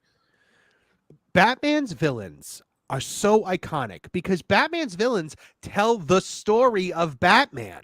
The Penguin, the point of the Penguin is the aristocracy, the wealth of Bruce Wayne. That's what's every one of Batman's villains reflects something back at him about himself. Okay, Clayface, theatricality, the Joker, the dramatics, the flair for that dramatic. The Joker is Batman if he goes too far. He's the opposite of him. Bruce is afraid of a sex change. Now we know the Penguinette. Exactly. That's what Oswalda, by the way, what a lazy name. Oh, God, we're even trying. He didn't even try. You're not even trying. It's like it's a like 70s sitcom name where like where the star's cousin comes in the town, female cousin comes in the town, and you just threw the main star in drag. Yeah, I was like, is this Myrtle Urkel from Family Matters right now? Like, did Myrtle Urkel just show up? Oswald Cobblepot is just in the other room. Yeah. Oh my! You just see him like bound and gagged. He's like, "Get me out of here! She took my spot." Look, and the core Batman villains, Penguin is one of them. The core Batman villains are the villains that were featured in the 1966 Adam West movie. You have Joker, Catwoman, Riddler, Penguin. Those are your core Batman villains. The greatest movie ever made. Martin, am I telling lies? No, Burgess Meredith is actually my favorite Penguin. Yeah. Oh, he's so good. He's so good. I could not when I was an adult when I realized that Mickey from Rocky was actually the Penguin on Batman. I was so like excited when I realized that. All right. Anybody else have anything they want to add before I move on to the next thing on this? I just want to say, as a woman, I now feel seen that there is a female penguin. Yeah, of course you do. What about the actual you would never seen before there representation? was a female penguin, Trish. I didn't You name finally my made it. car. I didn't name my car Pamela after Poison Ivy because it's bright red like her hair. I needed a female penguin. Right. They weren't enough for you. Nolan, what were you just saying? Oh, I'm just like, well, we have the female representation. What about actual penguins? Like 20 years from now, can we actually get like a little live action penguin with Morgan Freeman commentating or something? I know. And There are right. so many things about this that make me think that he doesn't actually know the story. Like race swapping Harley Quinn when he to an Asian American, if he wants to do Asian stories, he could have done Shiva. Lady Shiva. If he wanted, he could go really super obscure with a deep cut. My brother had an issue of Batman in like 91, 92, something like that. There was a character called Crash and Burn. It was basically a Bonnie and Clyde thing. So just make the female character the lead in that one. There are all sorts of things you can do. And you can tell woke stories with his existing rogues gallery if you really want to. Mm-hmm. Exactly. Batman has such a diverse lineup. He's had female villains for the past, 60 years? Like, did this dude even try? No, I think somebody pointed it out in the chat. We got to get Punk Waddle in here to give the take of the Penguin community on all of this. Spencer McCooley saying, "Where's Azrael? I want Azrael." By the way, Spencer was invited tonight. He just can't make it. I tried. Well, I'll try to. But is Bruce's aunt in this? Bruce's aunt? No, Aunt Harriet. No, Aunt Harriet. Oh, Aunt Harriet. Yeah. At least until Alfred gets that sex change in the last episode. I was gonna say it's Aunt Harry now. It's been swapped. You can't tell where anything's going anyway. Aunt Harry. There's so much good in that 66 show. I know it gets dumped on a lot by people, but it's just so good. Now, amazing, dude. It's so good. Now, before you go on, Marvin, I do need to drop for the rest of the show, but I had a wonderful time being here. I want to say a huge thank you. And Marvin, are you still going to be redirecting to? Yes. Oh well, thank you on that. Folks, stick around and enjoy Vacation Radio. It's our original content creation. And Marvin, I am enjoying so much watching your channel continue to explode. Should I say channels explode? I think I should. Most believe people you, just try to get one successful one. You're doing two at the same time. Trying, doing the best we can, right? One day at a time. Bro, I can't thank you enough for making an appearance here today. It means the world to me. You know, you gave me my first big stage to kind of, you know, put myself out there on, and I will always remember that, and thank you for that, my friend. One day, Marvin, when you quintuple my viewership, I will just be a small YouTube midget in the shadow of the furry self that is you. And we learned that we're allowed to say that word, my friend. I've learned it, and if I'm not anymore YouTube, please remember that I mispronounced the M. It was supposed to be a W. It was widget all yes, along. Of course. And folks, at the end of this stream, we will be redirecting you guys over to Vacation Radio. Pro, why don't you tell people a little bit about Vacation Radio before you head out? Vacation Radio is the first of many radio stations we intend to launch on YouTube. We've announced that we're going to be launching a rock station later in the year. And right now, Vacation Radio, I believe, is up to 82 different songs, 24/7, 365 music. We're always adding and having a good time. Stuttering guitarist, actually, one of the collaborators on that. And we've got a team of musicians working on it and having a great time.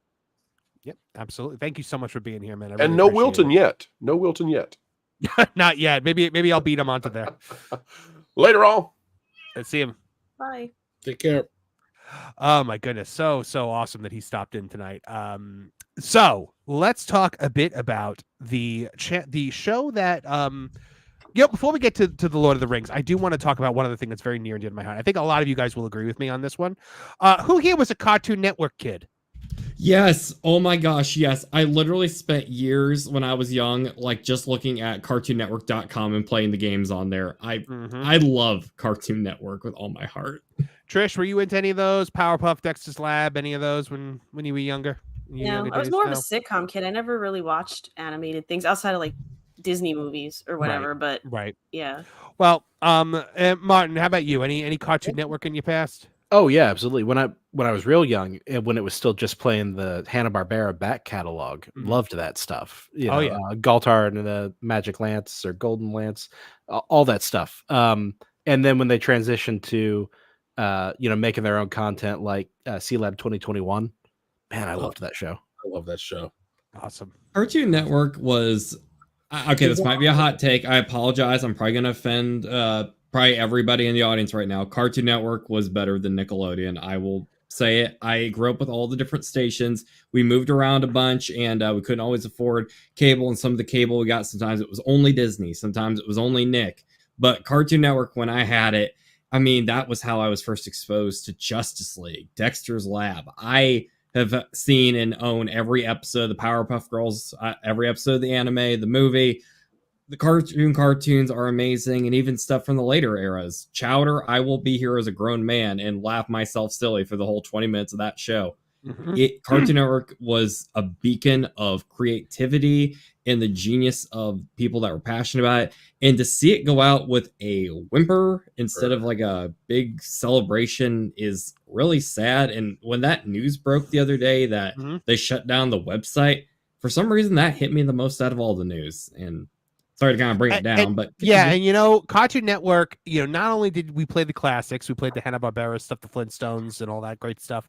Not only did we have things like the Powerpuff Girls, Dexter's Laboratory, Grim Adventures of Billy and Mandy, Chowder, like you were saying, we also had Toonami, which gave everybody, which gave a lot of people their first glimpse into anime. That's how Dragon Ball became a phenomenon, because Kevin Apollo and I started Dragon Ball with Channel 11. WPIX abandoning you in the middle of Namek. Oh my goodness! In the middle of the Ginyu Force, I will never forgive them for that.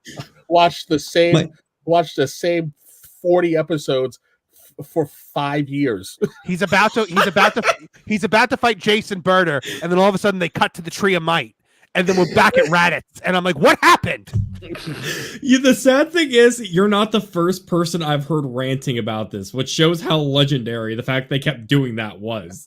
And does anybody remember, it was called like TV Bravo or something like that? It was basically this programming block, because Cartoon Network was like one of the best networks when it came to what would happen in between the shows. They had a lot of really cool like theming. You had the CN Town, where all the characters from like the old Hanna-Barbera stuff would interact with the modern iterations during the commercial breaks. They had like the Summer of Fun or whatever it was. But one of the cool things they did was they had this like TV Bravo thing, and the fans would like call in or go to the website, whatever, and request an episode of a TV show. Like, hey, can you play like Scooby-Doo or something like that? And he would play it, and there would be like a little break in between. But there was one day where this like girl called in or whatever, and she's like, can you play an episode of Dragon Ball Z? And the problem was Dragon Ball was too long for the programming block. So what they did was they took the episode, they sped it up at double speed, and they had Johnny Bravo doing like a live commentary of what was happening. Yes, this is a real thing that happened. I love it. You can actually find it on YouTube if you want to. I need to find that. That is amazing. It is my favorite thing they did on that show with the live Johnny Bravo call-in segment, and I believe it was, you know, as close to as live as you can get. But yeah, dude, that was awesome. And then they slowed it down for all the screaming and then sped it right back up again. Well, that's a lot of the episode is the screaming. But the reason why we're talking about Cartoon Network here, folks, is because Boomerang has been absorbed by Max while Cartoon Network's website has shut down. This was written on August 9th over at That Park Place by Stuttering Guitarist, who has been on this show before. He says, there have been moments where I wonder openly if being bored in the mid-70s allowed me to see the best in old and new animation. Our family never had cable, but we would see Smurfs, Looney Tunes, the Jetsons, every iteration of Scooby-Doo, bless you, Frank Welker, Snorks, Transformers, G.I. Joe, He-Man, and it never stops. We'd see black and white cartoons and live to see the rise of CGI, with Pixar and VeggieTales being big favorites. This led to a monthly subscription to Boomerang, $6 a month for a trip down memory lane, and stories that were fun and funny. Then came this email. We're reaching out to let you know that Boomerang will be moving to Max as of September 30th, with the Boomerang app and website no longer available.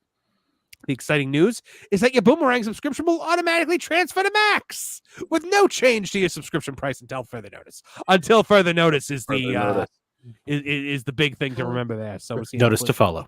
Yeah. Max and I need to have a serious conversation because I got pulled into Max for my DC Universe membership, and they just this price increase that they just smacked me with. I'm not happy. If my wife wasn't, what was it? It jumped like $10. I had the They left the DC Universe because I did the annual.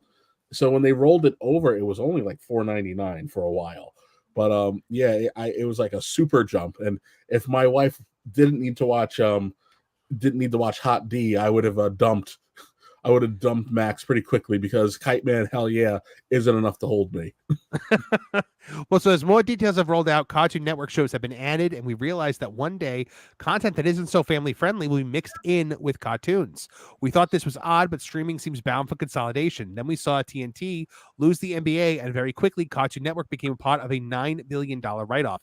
Now networks like CNN are in the crosshairs as a lack of financial return over Warner Brothers and Turner Broadcasting seems to have swept in. So what is going on? Well, can we drill down on this for a second? Sure. Because I'm no great lover of David Zaslav, but I feel really bad for Discovery. You know, and we've seen this over the last batch of years. Because they bought a lemon? Well, pretty much, yeah. WB has only survived because there's been no shortfall of sugar daddies that carried them over the finish line since Time Warner, right? But you buy this, you're thinking you're going to fix it, and then 3 years later you find out that every single one of your properties is worth less than zero. The CNN, Cartoon Network, all of it's all worthless. What do you do with that other than shut it down? And listen, I love Cartoon Network, but we all kind of have to admit Cartoon Network died a very slow, miserable death over 10 years ago. That network has been propped up by Teen Titans Go for 10 freaking years. And I thought Clarence was a cute cartoon, but it just wasn't enough to get us over and Gumball. Love me some Gumball. But that was fantastic. Okay. Sorry, fantastic point, Kevin. And, we've been seeing, the activists killing all these major brands, like Star Wars and what have you. They went to the cartoons first. Remember the She-Ra cartoon? Oof. Yeah, which is such a giant disappointment versus the original, the 2002 Masters of the Universe reboot. You're expecting something like that for She-Ra, and then you get thick-thighed lesbian tension nonsense, and you're like, oh, I'm bored. It's effing Tumblr weirdos, man. They just destroy everything they get their creepy little slimy hands on. It went from Tumblr was a website to Tumblr became everything. And it's fine if people want some Tumblr in their life and they want cartoons like this. Let's just not make everything Tumblr, because that doesn't vibe with everybody.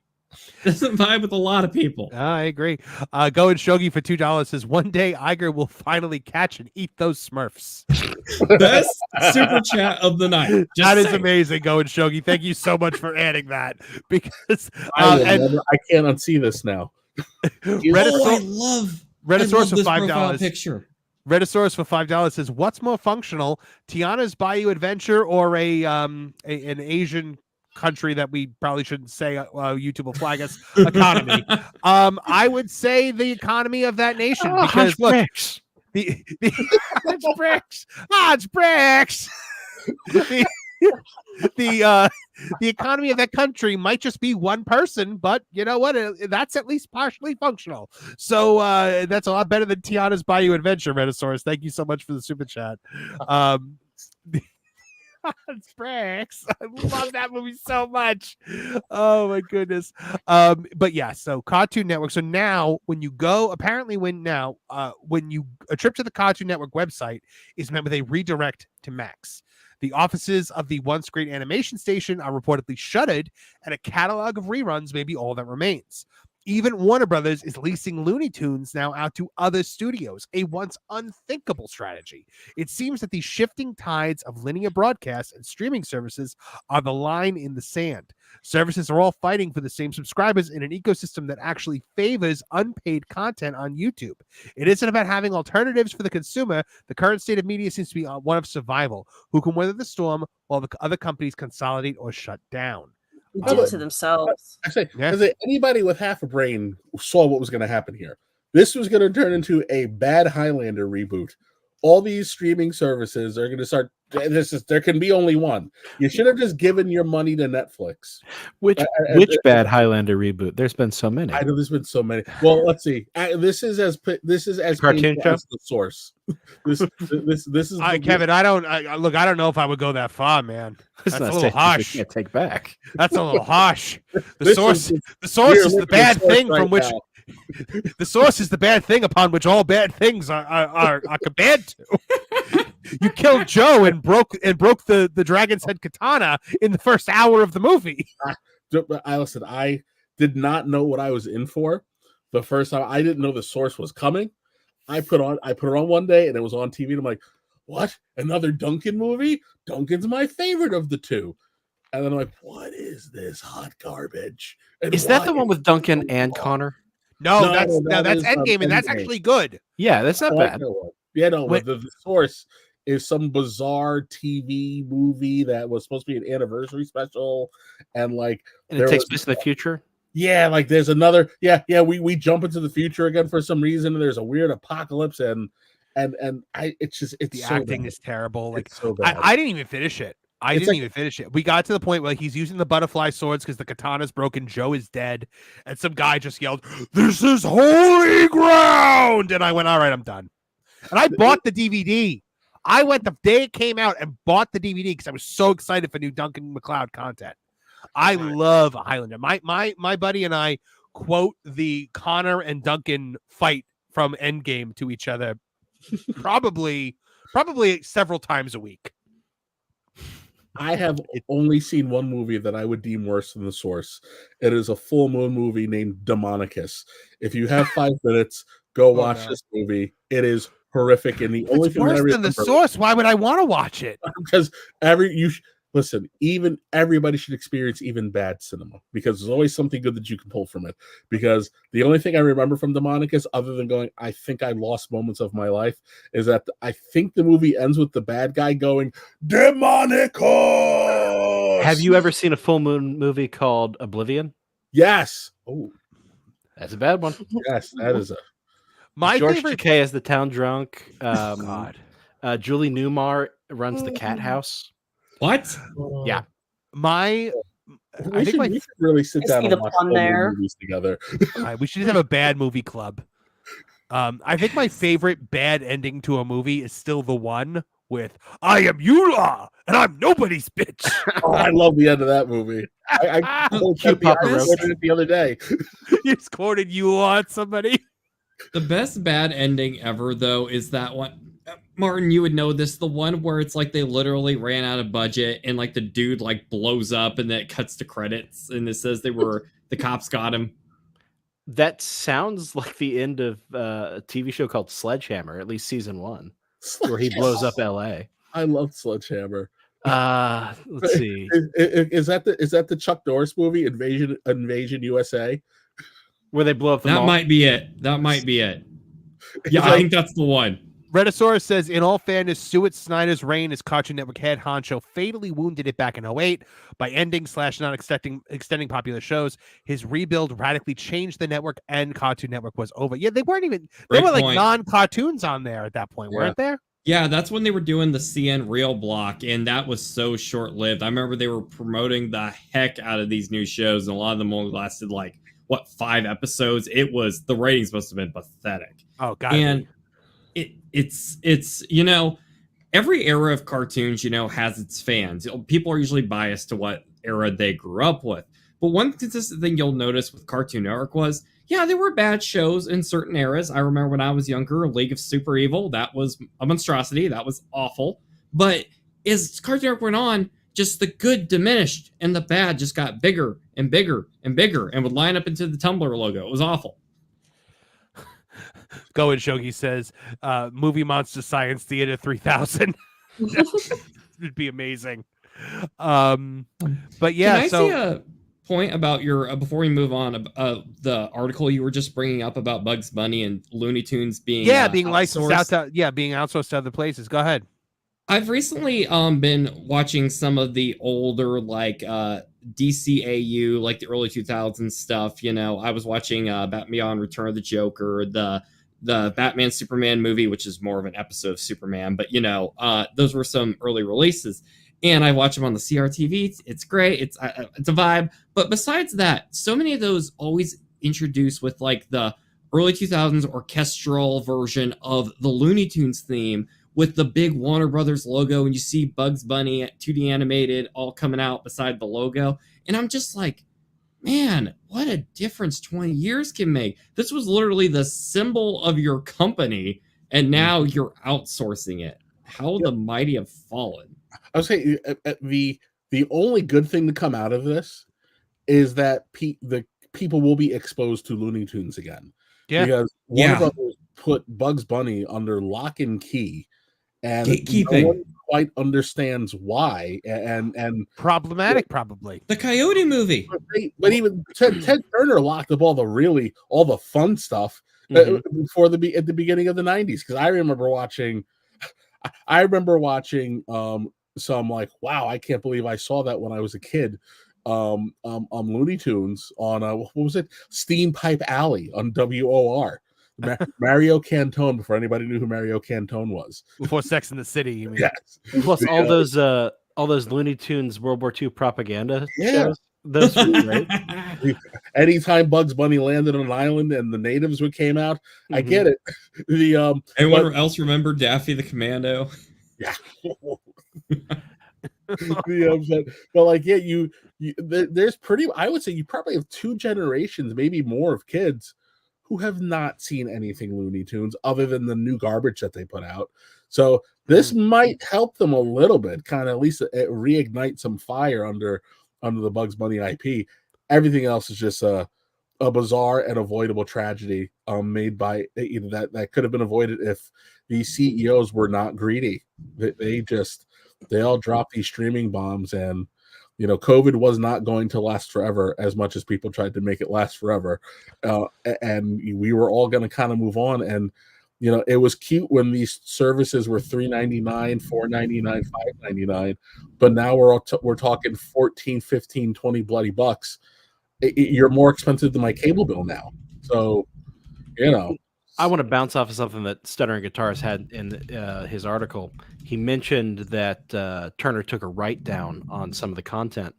I would love to see a change to U.S. law that if a company takes a write down on intellectual property, it becomes public domain. Yes. That would be Agreed. amazing. That would be amazing. I think that's a great idea. Yeah, Cartoon Network will be missed. It's a shame that it's being folded into Max, which is just a wretched streaming service. Yes, it's got Harry Potter on it. So any word? We've gotten no word on this Harry Potter live action series that they're doing. Trish, have you heard anything? Yeah, I mean, I know what it's supposed to be, that they're going to do like the books. Yeah. Which, one season per book, right? Yeah, which even then I'm like, how long are their seasons going to be? Because some of those books are big. Well, you get to book 4, it's like, well, how are we going to fit all this? And part of me is like, oh, go ahead. Go ahead. I'm just surprised because I said, how are we going to fit all this? And Trish didn't respond with that's what she said. Are you all right? I didn't even hear it. I would have if I heard it. I know. J.K. Rowling's writing style, though, she puts so much description and adjective into things. A lot of that burden is going to be carried by the visual storytelling. Yeah. Trish, what were you saying? I kind of forgot. Relatable. That happens to me lately. Relatable. I never used to be this bad. We were saying. I was going to say that I'm a little worried just because of what they do to everything nowadays. That I'm just like, we don't, because I've seen people talk about J.K. Rowling and talk about, well, look at the house elves, and I turned around because I have reading comprehension and said, but Hermione was proven right about the house elves. Like that was the point of the story. My favorite character had to die to help prove that story. Dobby was your favorite character? Oh, no. I didn't even think of Dobby. No, Sirius Black dies in part because of how poorly he treats Creature. And it's like, people were going, it just shows that she's like, oh, it's about slavery. And I'm like, but she's saying slavery is bad. Like, that's the end way, is be nice to the elves. And so I'm worried that lack of comprehension is going to change things about it. Because, well, you know what's really interesting to me about that? I read through it again with my kids. Hermione is right, but she's so obnoxious she can't get anybody to listen to her. I'm not a big Hermione fan anyway, though. Right, that's what's funny to me about Rowling, who is maybe not for Brits anymore. She would be a leftist in America, but Rowling is looking at at people like her and goes, "Yeah, we can be a bit obnoxious." Yeah. For real. And I actually had to set somebody straight on Hermione the other day because I saw somebody was writing about her with divination, and they're like, "Oh, how is it you live in a magical world and she thinks divination's nonsense?" I said, because she's not good at it. Right. Because that's the reason she hates it, is because she's not good at it. She's arrogant, and so she thinks if she's not immediately good at this thing, it's nonsense. It's nonsense. It's just dumb. Yeah. Right. And they cover that in Half-Blood Prince. As soon as Harry is doing better than her, because he's using the book, and she's like, "It's cheating." It's just when he crushes the beans. Oh, it's so good. Yeah, like everyone would use that book.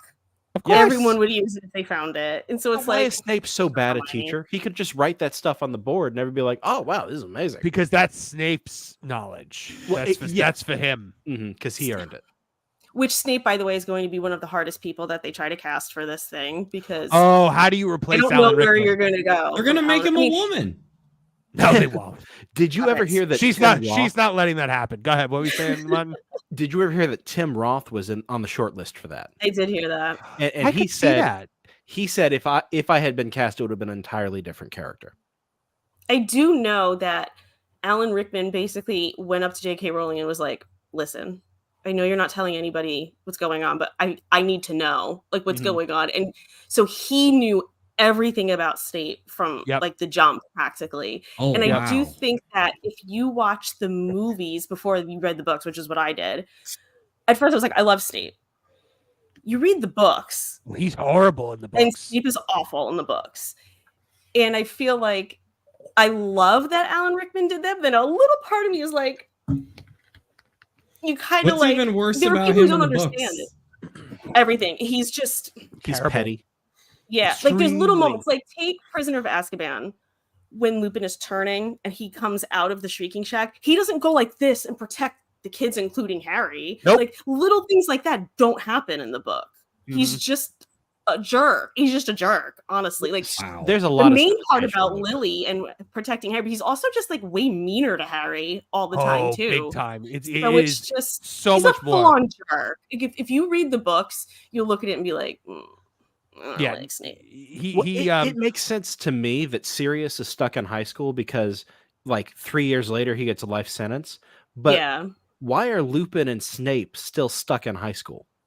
Why is Snape still stuck in high school? Like Remus, I get me because that was the point he was happiest. I guess you could Mimi Handwave, but like, why is Snape still stuck on something? Like, Well, because James that was has when been he that dead was when for eons it was at probably this the last point. time he was happy, when he was in love. You know, but then James, But even then, that James answered Potter, poorly. yeah, James made his life miserable, and that's why everybody And he likes got to the talk. girl. Everybody always talks about James Potter, and I'm like, he was a jerk. He was just as much of a jerk as Snape was. That's why I love he could be. that my favorite exchange in the movies is, "Don't you say a word about my father. Your father was a swine." Like, I And, like- love that part because like, it was. You don't get I'm the a sense of Marauders it. girl. Like, I'm a Mhm. Marauders girl. Sirius Black's my favorite character, but like, I mean, they were immature, and James and them, they grew out of it more than I think Snape did. I think Snape couldn't let stuff go. Mhm. And Where they Snape is a basically good established- object lesson for young men. Young men, don't use racial slurs about the girl you want to date. Yeah, maybe don't. Not really. Especially when that girl is defending you. Right. Mhm. I get that his ego was bruised and he was embarrassed, but I'm like, Yeah. really? Yeah, You're gonna No, use he- like the what a- worst thing you can call someone at her?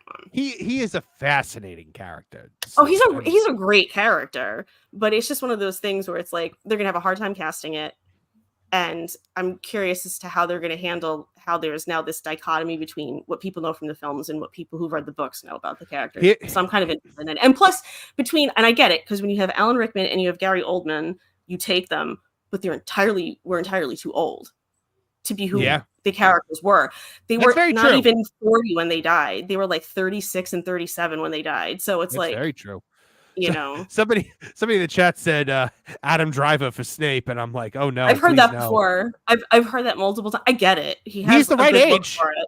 He's He the is right the age. right And he has a age. good look for it, and I Yeah. think he could pull it off. But You know something what tells me would they be- might have some unknowns in it.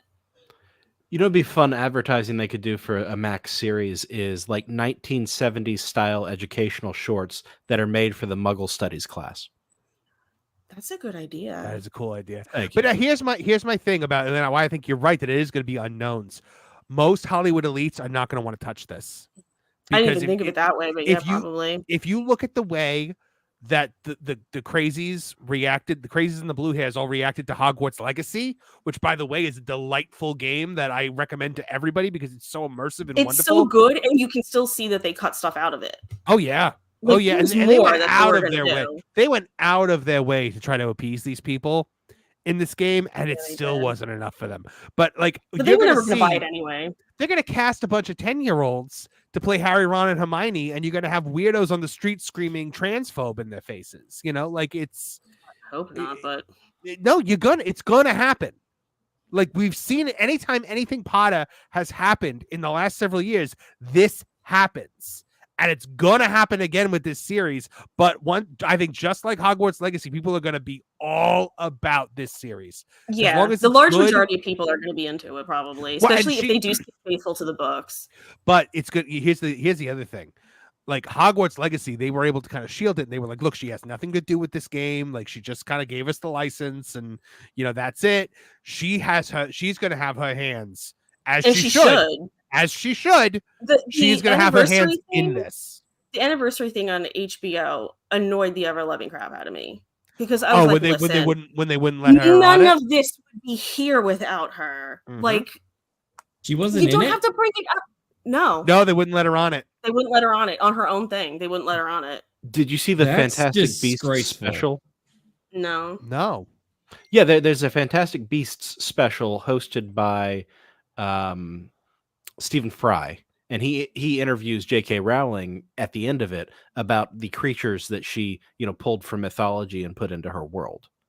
It's pretty interesting. Yeah, My kids liked that it. is interesting. I do know that I had a friend who watched, and she said she wished that Fantastic Beasts was more like, I guess, kind of how it was in the first movie with Newt Scamander, where it was like you knew about the creatures, and then it just kind of became this Dumbledore prequel. Which I'm bitter because she said I don't want to do prequels, so that's why she's always saying no to anything Marauders, and I'm like, and then you do Dumbledore and Gellert Grindelwald, like, okay, but I do know that if it would have been more focused on the creatures, I know people would have been more into that. But Jared Harris as Dumbledore would have been good. Yeah, Jared Harris agrees. was the son of the original Dumbledore. Okay, he was the guy that played Moriarty in the Sherlock Holmes movies. Oh, that Robert Downey Jr. ones. Yeah. Yeah, I like. I know I know we have some super chats to get to. So I'm going to go a little out of order though because I saw one pop up that's relevant. John JID 999 says, "Are the Beasts movies good? Never saw them." I heard it's like diminishing returns too. The first one. So the first one, I saw the first one in the theaters 3 times, not because it was good, because I kept falling asleep. And I've never fallen asleep. I have never fallen asleep in a movie theater in my life. Something about this movie put me to sleep. I saw the second one, and that was about the closest I got to feeling like I was watching Harry Potter again for how long, how many years. First one, never saw. Third one, I was like, okay, let's see how they're going to follow up the second one. It was actually pretty solid. And I saw the trailers, and I'm like, this looks just as bad as the trailers for the first one. And I noped out. And they didn't help themselves with Johnny Depp. Well, I was going to say that the character that makes it almost watchable is the Muggle, the regular Joe guy who's our intro to that world. He's funny. He's charming. He's likable. Yeah, I agree. Yeah, I have heard that. I've seen like clips and stuff, and he was pretty likable. Well, until he gets mind controlled in the second one, and then he gets a wand in the third. I didn't see the third one. I've never seen the third one.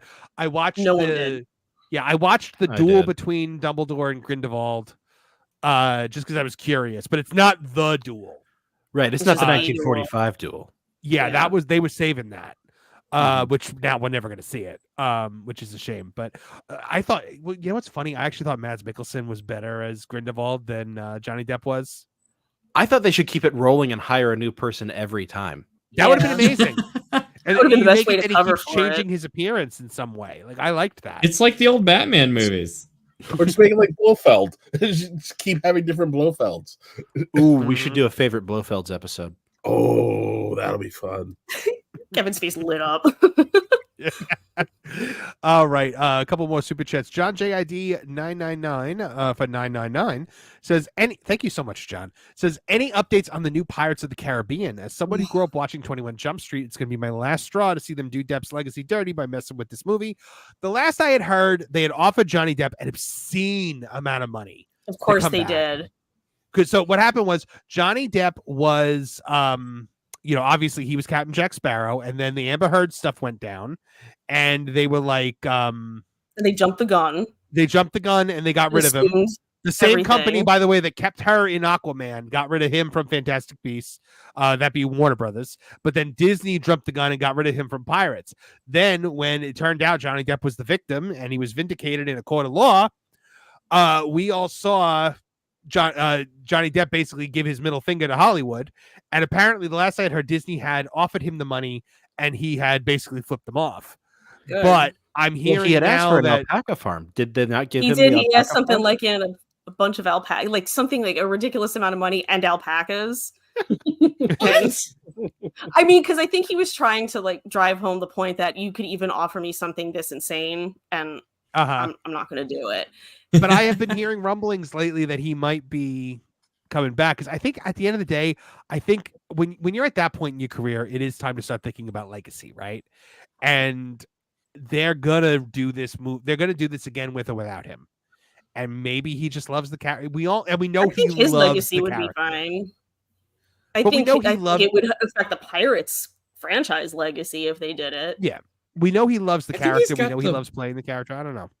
Yeah, I think he's got the wrong mindset if he's worried about legacy. What you do is you start going into Frontierland and start taking a hammer to everything and start putting a bunch of cars where it went. Right. We are gonna we'll talk about that in a second. But yeah, no, Depp, I think I don't know. doesn't I care. foresee him doing it. I think he will eventually do it. He does. I think if love he this does it, it'll character. be for the love of the character, and maybe if he heard enough people who like the movies wanted him to do it. But I think He just also- in terms of his own ego, I don't think he cares. I think I he's mean, really annoyed at Hollywood. I've heard of him going to like children's hospitals. Dressed as Jack Sparrow. Dressed as Jack Sparrow. So he knows what the character means to so many people. And I Yeah. think he might do it because of that. Yeah, I can see that. So I mean, I would. The first Pirates, one of the greatest movies of all time. I've I only think seen one the of the- first two. The first one is excellent. It's so good. The way the clangs of the sword went with the music, the background music had the most amazing background music. It had a wonderful ending, a wonderful story. That ending at the end when he escapes the gallows on the Black Pearl and he's looking and he just drink up me hotties, yo ho, and then it goes to the credits. I was like, that was a perfect movie. The second one is atrocious because the second one is just a setup for the third one.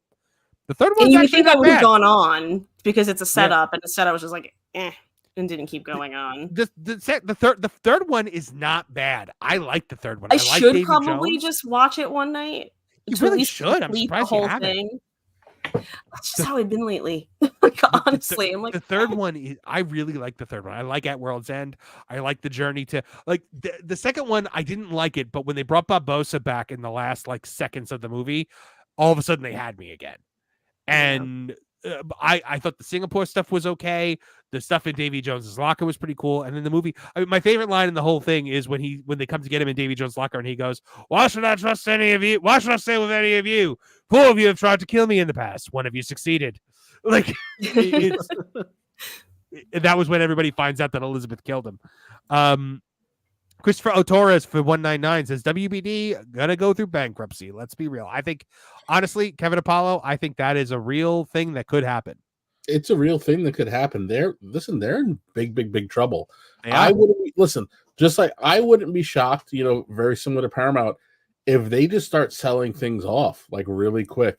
I know I personally am praying to the gods that they decide to sell Star Trek to someone who will get Alex Kurtzman away from it without me having to commit a criminal act. But I wouldn't be shocked if they started peeling off IPs and just divisions, because the entire company is just, there's just nothing there, and it pulled everything else down. They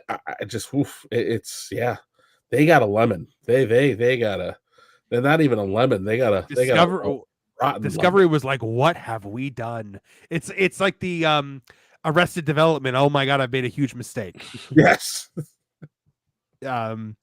it's also like the dead dove don't eat. I don't know what I expected. I feel like that about it too. Like, I don't know what you guys expected. But Going Shogi for $5. Thank you so much. Says if she's gonna, meaning J.K. Rowling, if she's gonna do a prequel, show us the Wizarding War. She can still tell that story, and that's a Clone Wars for an entire generation. What everybody wants. Everybody what a great way to put that, though. Escape. What a great way to put that is it's a Clone Wars. You could do that. You could even do that as an animated series. What I found interesting about that first Fantastic Beasts movie was that there's a line where you find out what is the name of the Muggle character in Fantastic Beasts. Does anybody remember? Oh, I can't remember his name. Yeah, Jacob. Jacob. That Jacob had served as a doughboy in World War One, and Newt Scamander also had served in World War One, and then that makes you go, oh, wait, the wizards are they still are concerned with these things. They still have nationalities. They're still American wizards and British wizards, and during these big events in our world, they're doing things too. Yeah, so in a way, it was kind of this movie about 2 veterans. Yeah, in a sense, that is an interesting way to put it. And then you've got Dumbledore and his battle with Grindelwald. I always kind of thought Rowling was saying that lined up generally with World War II, because the big battle happens in 45. Yeah. Yeah. And Grindelwald is trying to make it like, the wizards are the best race. So right. Yeah, we all know what that is. We can't say we can't say the name or parallel. We should not say the name or the political party it's associated with, because that YouTube likes to demonetize for that. So but there's a mustache involved. There is a mustache involved. Yes, not Grindelwald's. I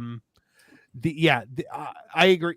I definitely agree with that. I would love to see the Wizarding War, because when did the Wizarding War took place? When was it? The 80s or the early 90s? Well, James and Lily died in 81 because Harry. Oh, okay. So it was probably okay. happening like from when they left Hogwarts for like a block years. I think this is me and my brain. In The Prince's Tale, when Harry's seeing Snape's memories and he's learning about how much he loved Lily, one of the things she says in the book is talking about them being Death Eaters and how she doesn't like who he's hanging around with. And it's like, oh, you chose your path. You would fight for you know who. So he's already a thing when they're in like grade 5, I think. Yeah. So it's at least like a good 5 years or more that it was going so on. things get better in the Wizarding World when Margaret Thatcher gets elected. Somewhere right now, J.K. Rowling is screaming into her pillow because she realizes it. She's like 79, right? My favorite season of The Crown. My favorite season of The Crown is the Margaret Thatcher season. Your Majesty. I love the way they play her in that show. It's so good. By the way, The Crown, amazing show. I love it. I don't know why, but I love it. I didn't love the last season so much, but I really like The Crown. It's over, right? Yeah, it's over. They ended it. They ended it with the last one. I'm like, man, there was so much more I wanted to see. I wanted to see like COVID Queen. I wanted to see like Philip's death. I wanted to see Harry leave the family. Like there was so much more you could have told me. Meghan Markle. Yeah. Like you left out so like in the trailer and then Meghan. Suddenly I'm hearing Queen Elizabeth sound like Jerry Seinfeld. Meghan.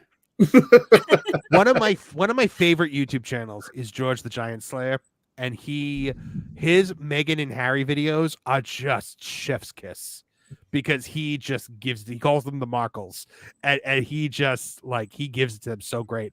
I know he's a collaborator with Pro sometimes, so yeah, I had to give him a shout out.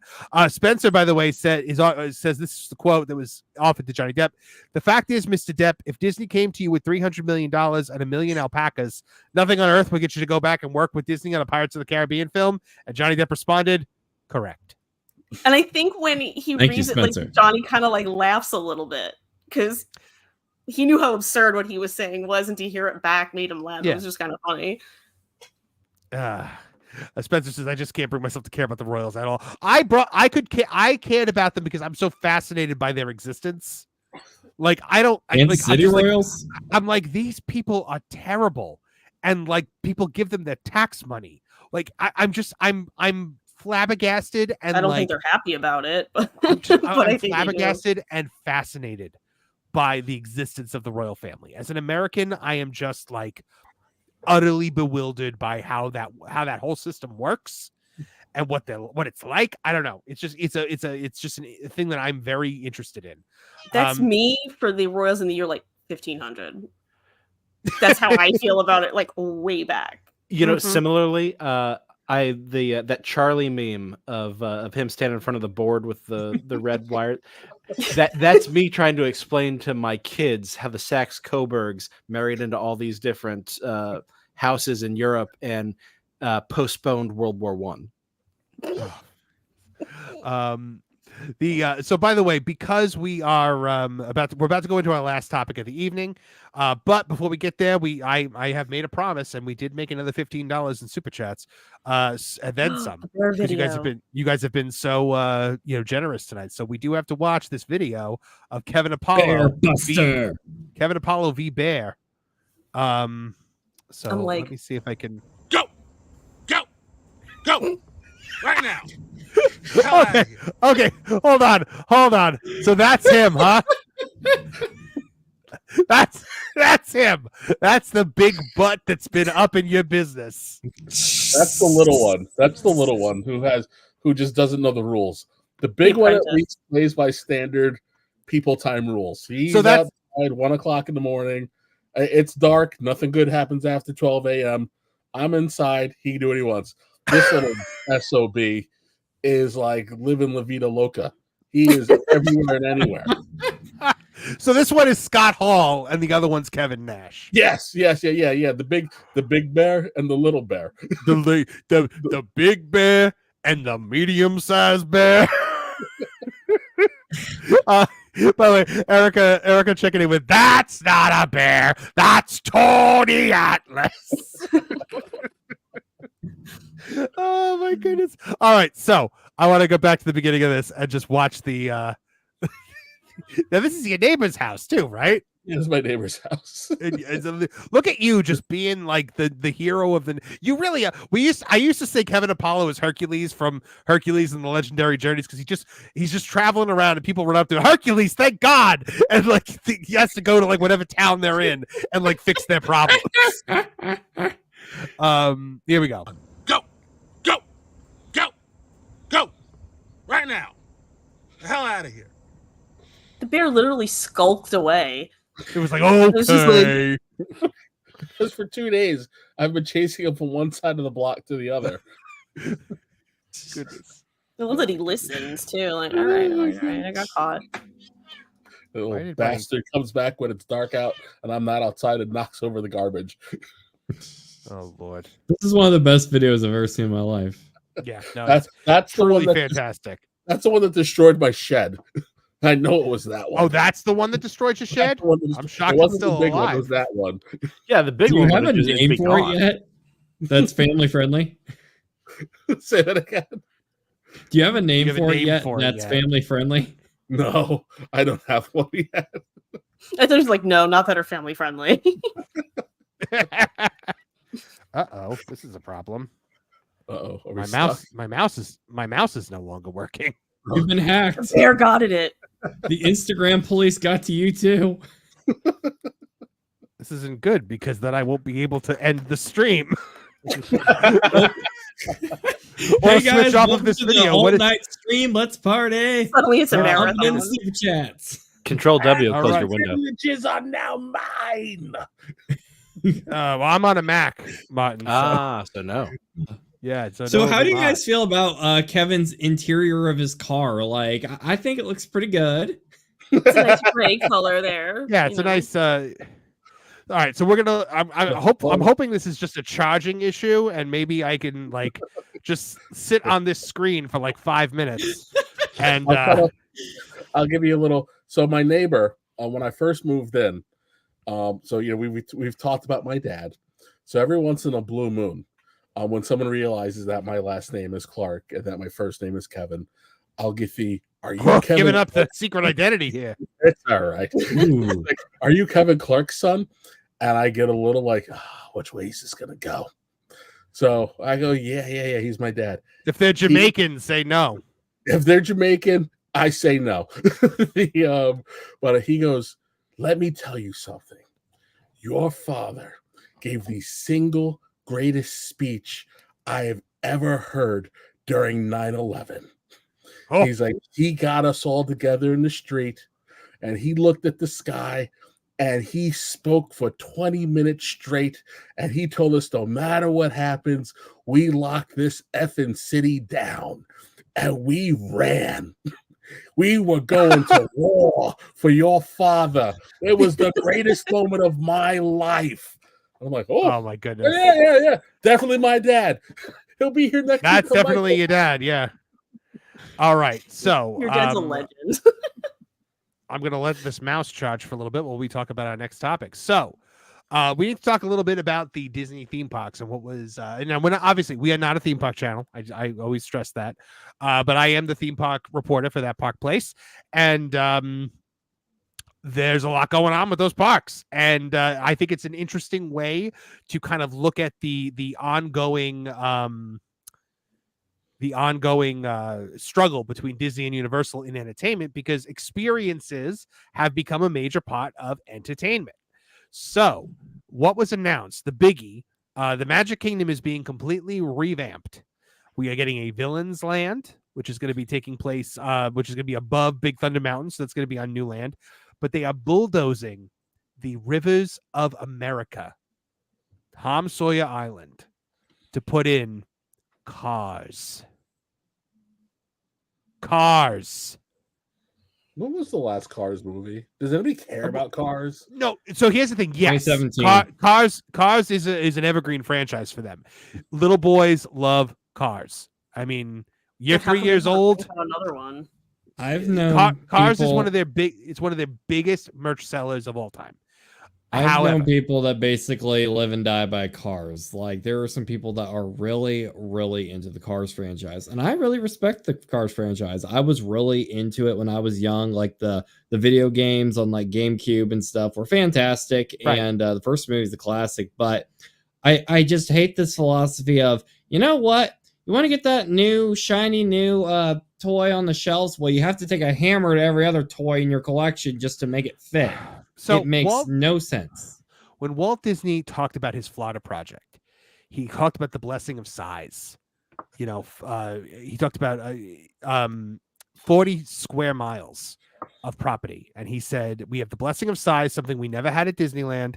It has enough space to hold all of the dreams we could possibly ever, the dreams and plans we could ever think of. They don't ever want to expand.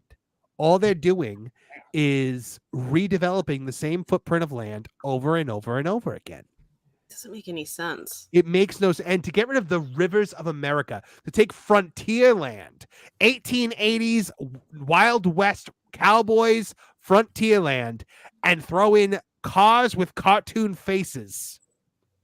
I don't understand it. Also, the way my brain works is if you add on to the park, there's more attractions, and maybe the lines won't be 9,000 years long because people will have more to go to. Right, and that's just another... keeping it congested in there. Yep. They're replacing one It's thing the with Hollywood another. Studios problem. Yeah, and so now then the other issue here is you're sapping out the entire theming of Frontierland. You're taking out, and yes, nobody really went to Tom Sawyer Island. Like, you know, it just kind of like existed, and some people went. It was a good way to go to like get out of the crowds. You know, Disney apparently didn't like that you had to take a little like raft to get over to it, like this little boat. And we were talking about on that park place earlier. I said to Jonas, man, if only there was some way to connect two land masses with something you could walk over. Yeah, right. If only we could think of something that could work. That could have bridged the gap. What if they had?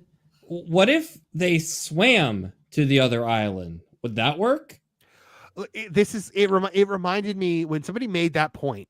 It reminded me of when Dr. Doofenshmirtz wanted to flood the tri-state area so that everybody would have to buy his new invention, the buoyancy operated aquatic transport, or BOAT. Like I was like, I literally think Disney at this point is Doofenshmirtz Evil Incorporated. Thank you for that. I'll never unhear that for the rest of my life, by the way. But you also had me thinking about, I thought you were going to go the direction where he wanted to take over the world with zinc. He doesn't know yet how yet, but he's going to take over the world with zinc. Dude, that show is a genuine joy to watch. It's great. Phineas and Ferb. It's so good. It's so clever. I actually love Tom Sawyer Island. I have a lot of fond memories of it. I loved getting lost in the caves and, you know, searching for that river pirate gold that Tom Sawyer finds in the book. It's great. The problem with Tom Sawyer Island is Disney can't monetize it because they can't stock a store in the middle of the day on that island. And Disney has decided every land has to have 2 attractions and a bunch of shops. Yeah. Look at everything they build. It's 2 attractions and a bunch of shops. Mm-hmm. So somebody figured out that this is their best ROI, return on investment. Yeah, 100%. 100%. Disgusting.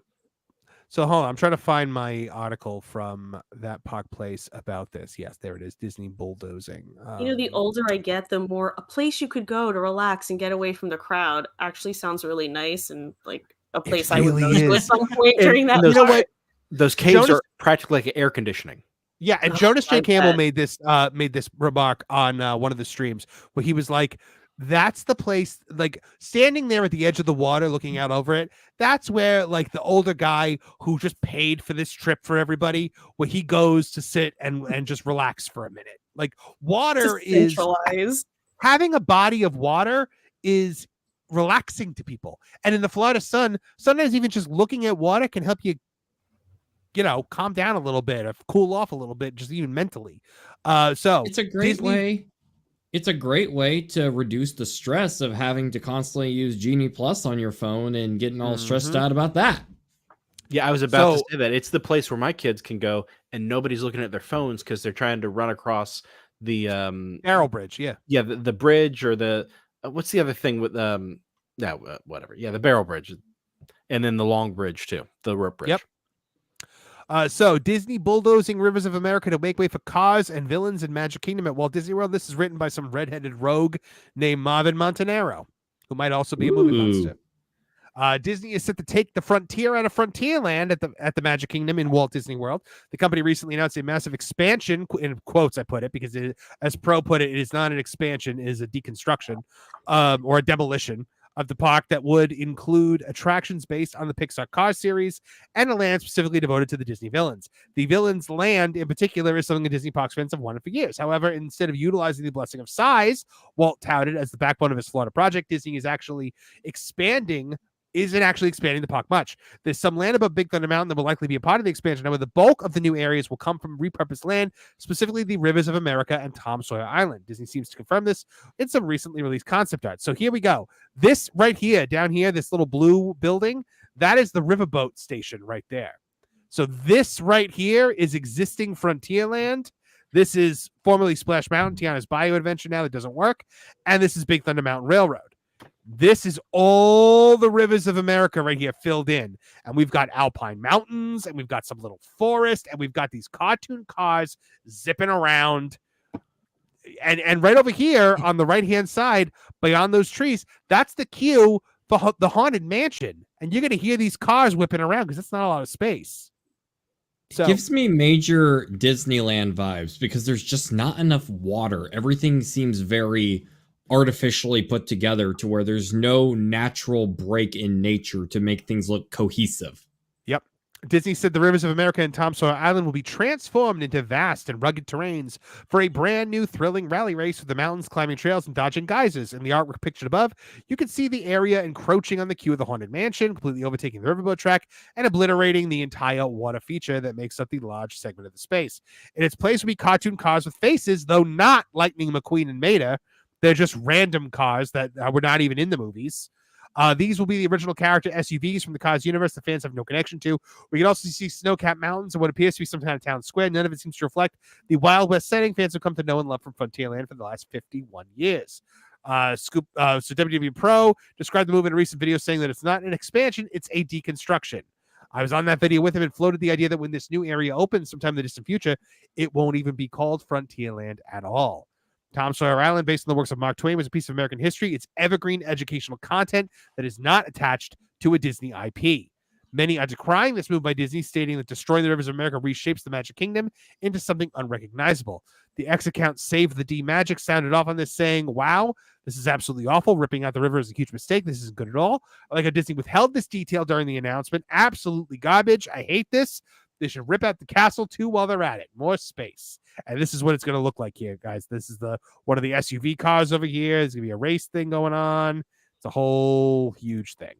Now, I pointed out that Walt said here in Florida, we have something special we never enjoyed at Disneyland, the blessing of size. There's enough land here to hold all the ideas and plans we can possibly imagine. The Walt Disney World property is 40 square miles, of which more than 24 square miles is undeveloped.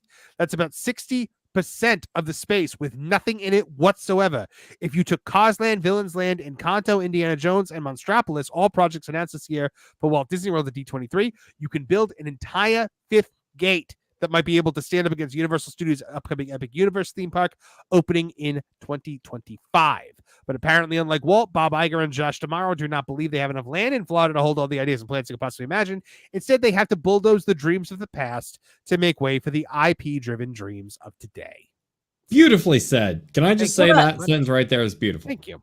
That last sentence, while you were reading, I was thinking, like, part of it is they're taking away anything that's quaint anymore, and they're just slapping, like you said in the quote, an IP on it. And I'm like, I think the further we get from that stuff, the more people look for it. And so it's like, here's one less way that it's like quaint Americana stuff, and it's slow and it's not connected to the phone. And they don't want anything like that's not more connected people to the phone care anymore. about that than they think. They want you in your phone constantly when you're in these I don't parks want to be now. in my phone. I'm not in my phone. I don't care. I know. I hate Preach it, phones. sister. Preach it. Like, it's ridiculous to see, like, it's literally the plot line of like an early 2000s cartoon where you have like this evil oil tycoon who's going to take this big city of heritage, and just slap giant skyscrapers with smog So coming out of it or happy. something. I am You're literally so happy you put it replacing. like that. Thank you. Go, It's like, I'm going to tell you why in a second, but continue your thought. okay, no, but just to finish up the point, it's literally you're taking classic America, a classic story, and it might not vibe with everybody. I read the book. I didn't really think it was all that, but I would much rather have it here as someone who I actually think the Cars franchise is a better product, because you're literally taking classic America, which is going to teach you of the past, really make you appreciate the things and the nature around you, and things that are proven to be better for people's mental health in this day and age when everybody needs that. And you're literally replacing with giant Hummer SUVs that are going to be loud in your face. It's literally the plot of a cartoon. It makes no sense, but I'd like to know why you said that. It's the plot of the Muppets movie with Jason Segel, when they're going to bulldoze the Muppet Theater, for oil fields, or a Very Merry Muppet Christmas movie where they're going to bulldoze the Muppet Theater for Club Dot, which means that Bob Iger is Tex Richmond, Mr. Texas T. People call me rich because I got my money. Can someone please take that scene from the Muppets 2011 and edit in like Bob Iger and such his face? I'm gonna have to, yeah. What was that, Martin? Isn't that the plot of Cars 2? I've never seen Cars 2. Well, Cars 2 is the one where it's like a spy adventure, but it involves an industrialist scamming everybody I can't even remember exactly. Bulldoze Radiator Springs. What? No, because it's grander. It's outside of Radiator Springs, but yeah, he like pretends to be a EV and pretends to be this touchy feely, everybody's happy kind of guy, but he's actually a industrialist who wants to, I don't know, get rid of all electric vehicles or something like that. Spencer goes, they're not even actual characters. Honestly, that's what I thought when I read it. Yeah, no, then you're not riding Lightning McQueen. It's random SUVs that have nothing to do with the movies. Why not, though? My favorite, Lisa says, Doug Dimmadome went to Disney. Maybe they couldn't get get right. Dimsdale Dimmadome.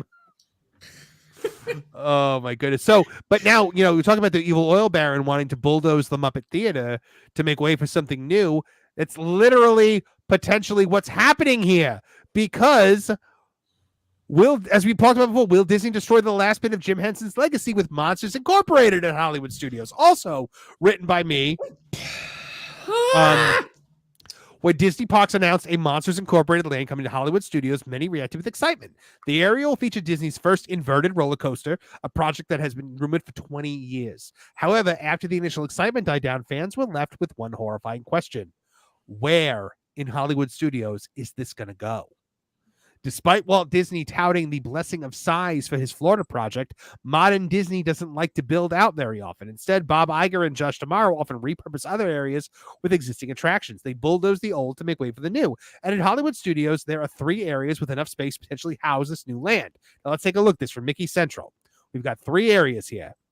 This one right here is the animation courtyard and backstage offices. This is the most logical place to put it. There's nothing going on in the animation courtyard. It's the Star Wars launch bay, which is useless, and a couple of character meet and greets, and a dance party that you can relocate. The Little Mermaid Theater is over here, and that is going to be getting a new show, but that's not actually in the courtyard. You can literally build this out, but now the problem is you would have to take out a lot of very cushy executive offices, and they're rumoring that they don't want that. They don't want to have to move their office. The other option, the Indiana Jones Epic Stunt Spectacular, which sits in this little this big green square here, which you can build out again into a backstage area until it's kind of encroaching on the parking lot. Now, then you have this area. This is Muppet Vision 3D and Star Tours.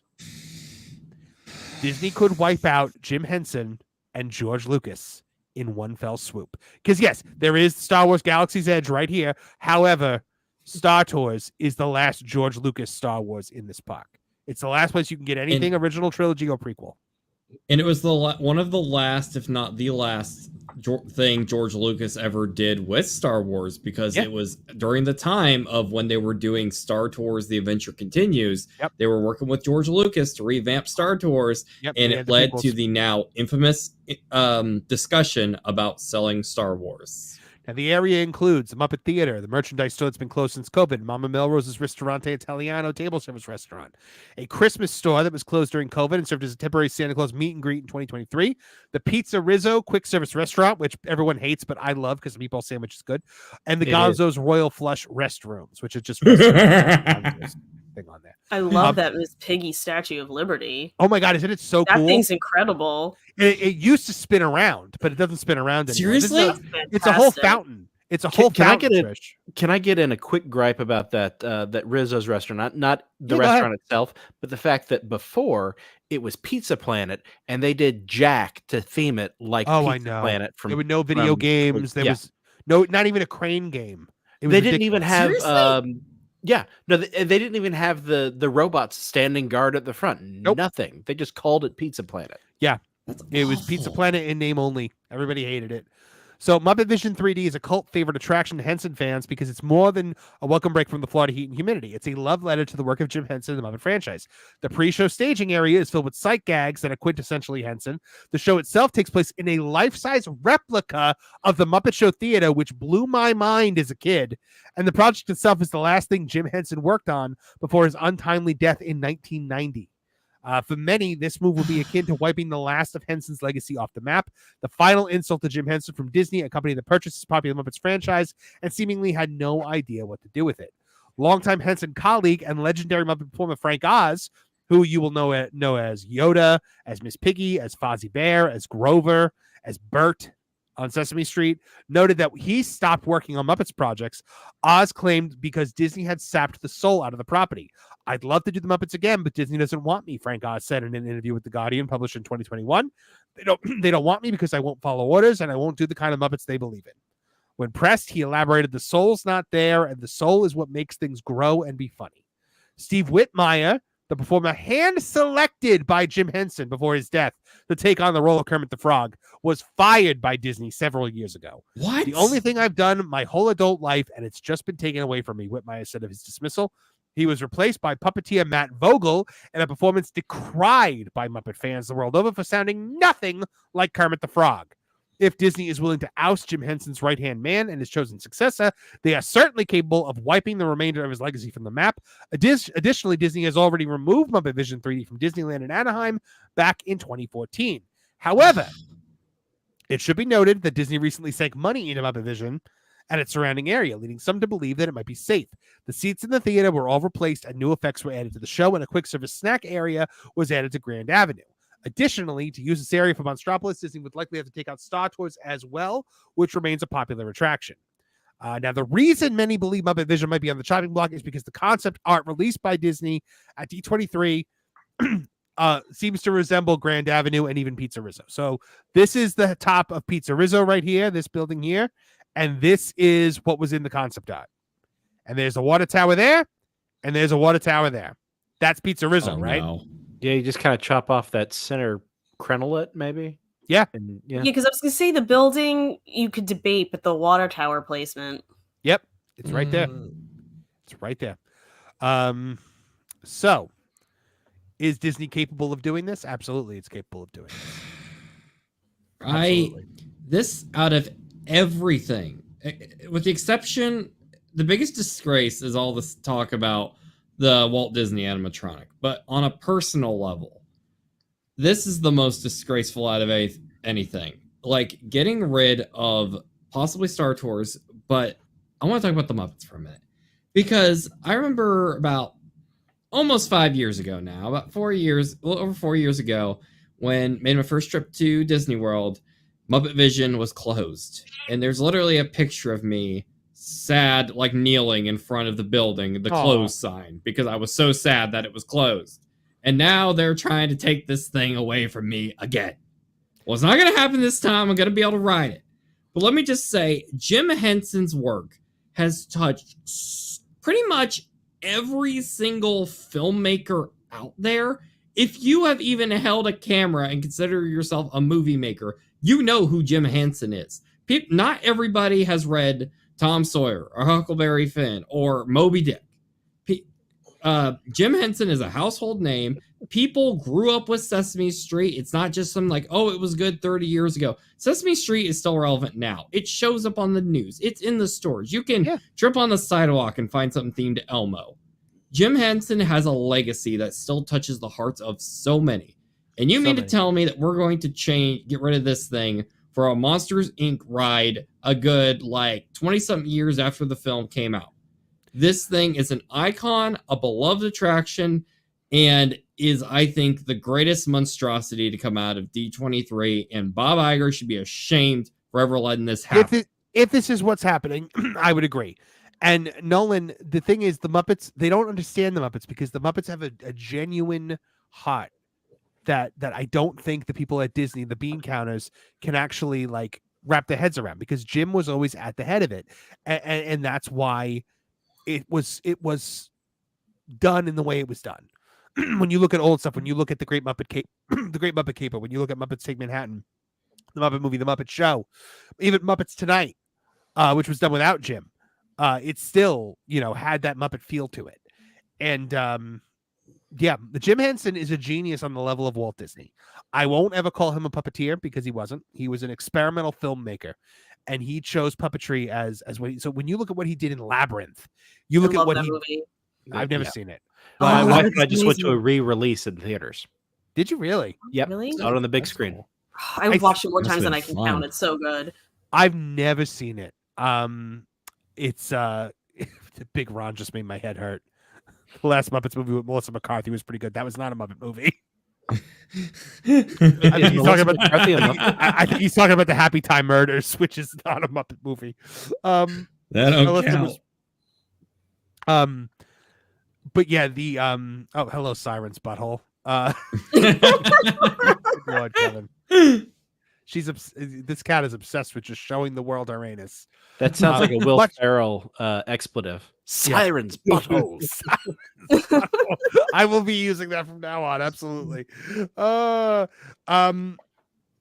it would be a travesty if they got rid of it. Almost as much of a travesty as taking an established not historical, but as an established figure from the last century or so, and recreating him artificially as a puppet that a corporation could spout whatever messaging it wants out of him.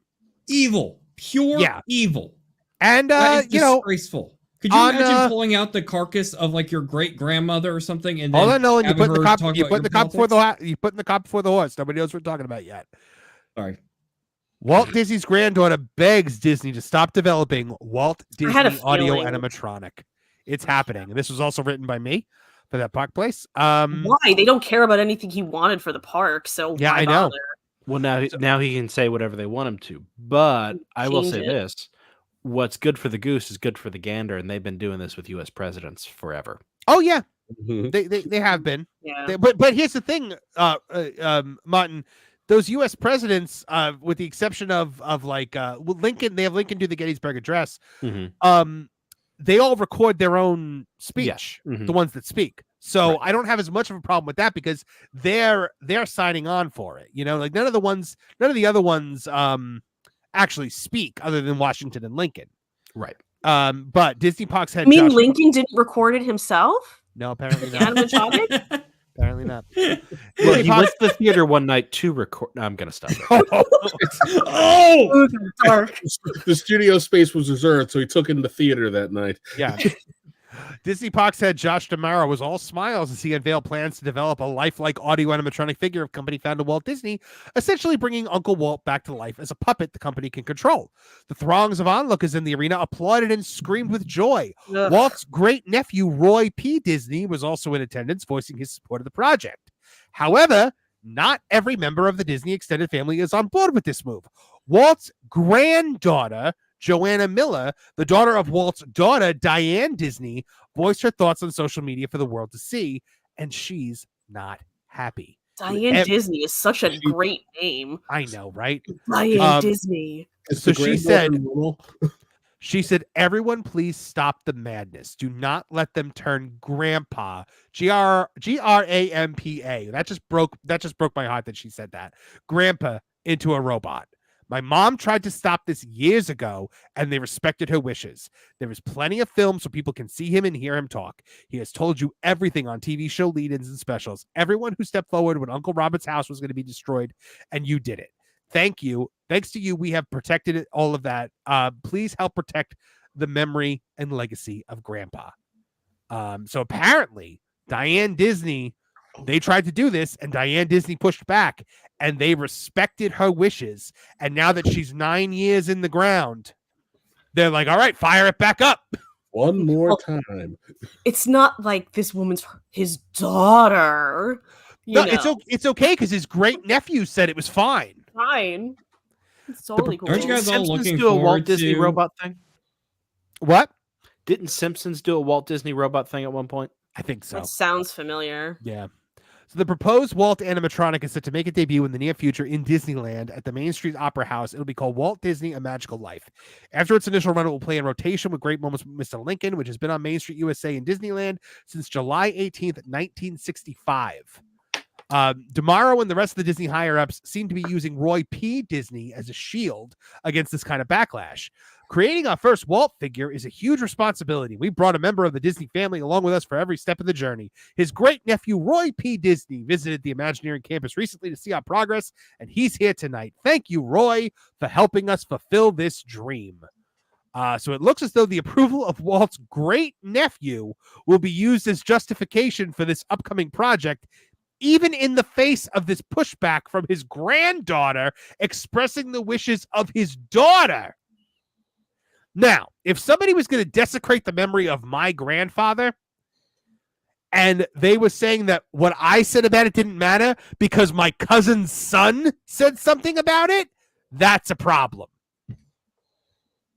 This is the kind of stuff that gets laws made. That's why there was this huge push when they started doing, like, bringing back Peter Cushing to play Grand Moff Tarkin again.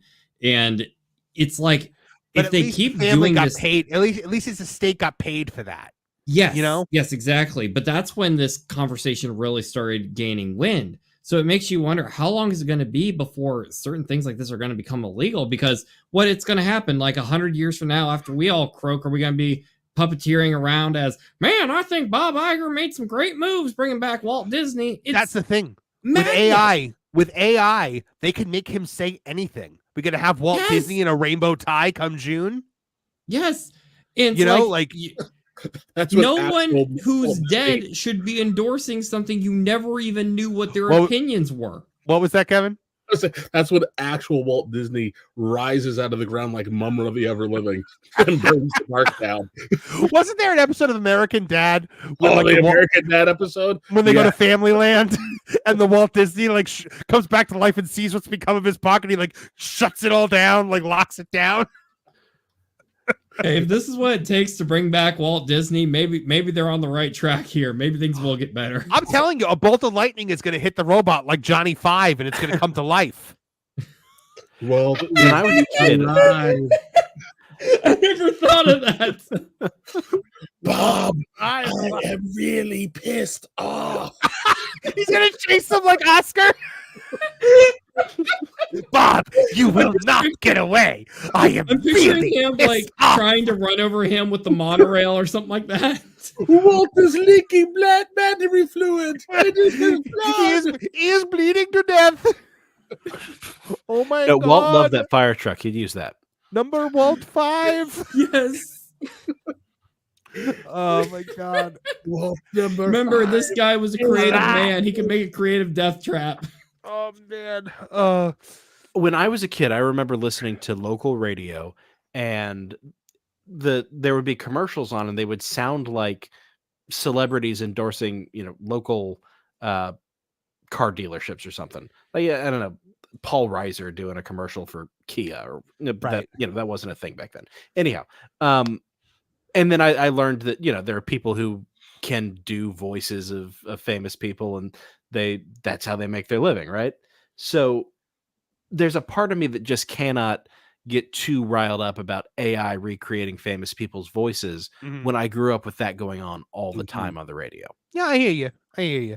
But I mean, look, the wishes of Diane Disney were listened to. I feel like Lord this is knows. different. This is different than that. Lord knows how many years ago that was. We don't know. It could have been in the 90s. It could have been in the 80s. We don't know.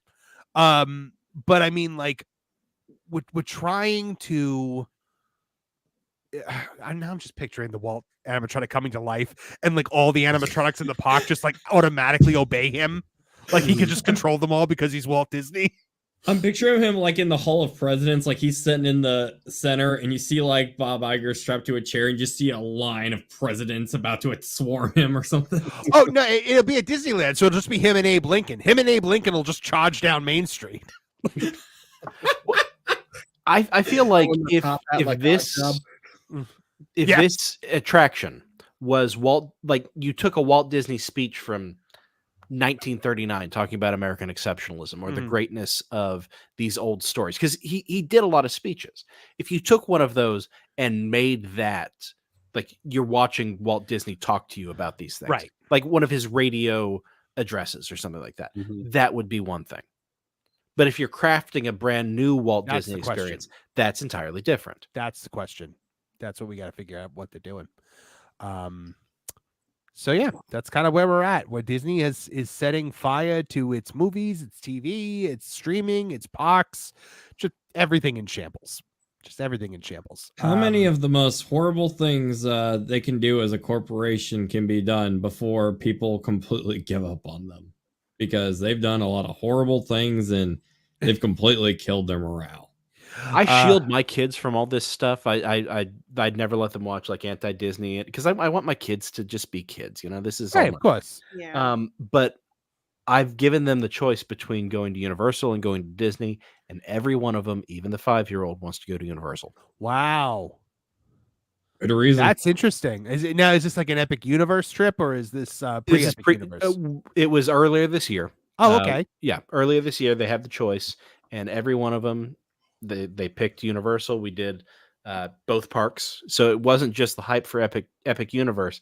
In fact, I kind of shielded them from even knowing that was going on, because you know that these things can affect judgment, right? Yeah. So yeah, they wanted to go see Harry Potter, and they wanted to see the Dr. Seuss land. You know, great stuff. Yeah. So what? Yeah, I'm about to ask, what were the big like crowd pleasers for you kids for that one?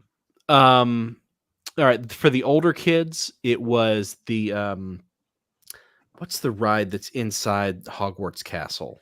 That is Harry Potter and the Forbidden Journey. Yeah, that's their favorite ride in any park ever right now. Really? That's interesting because They I loved can't stand that one. I don't like. I like the queue.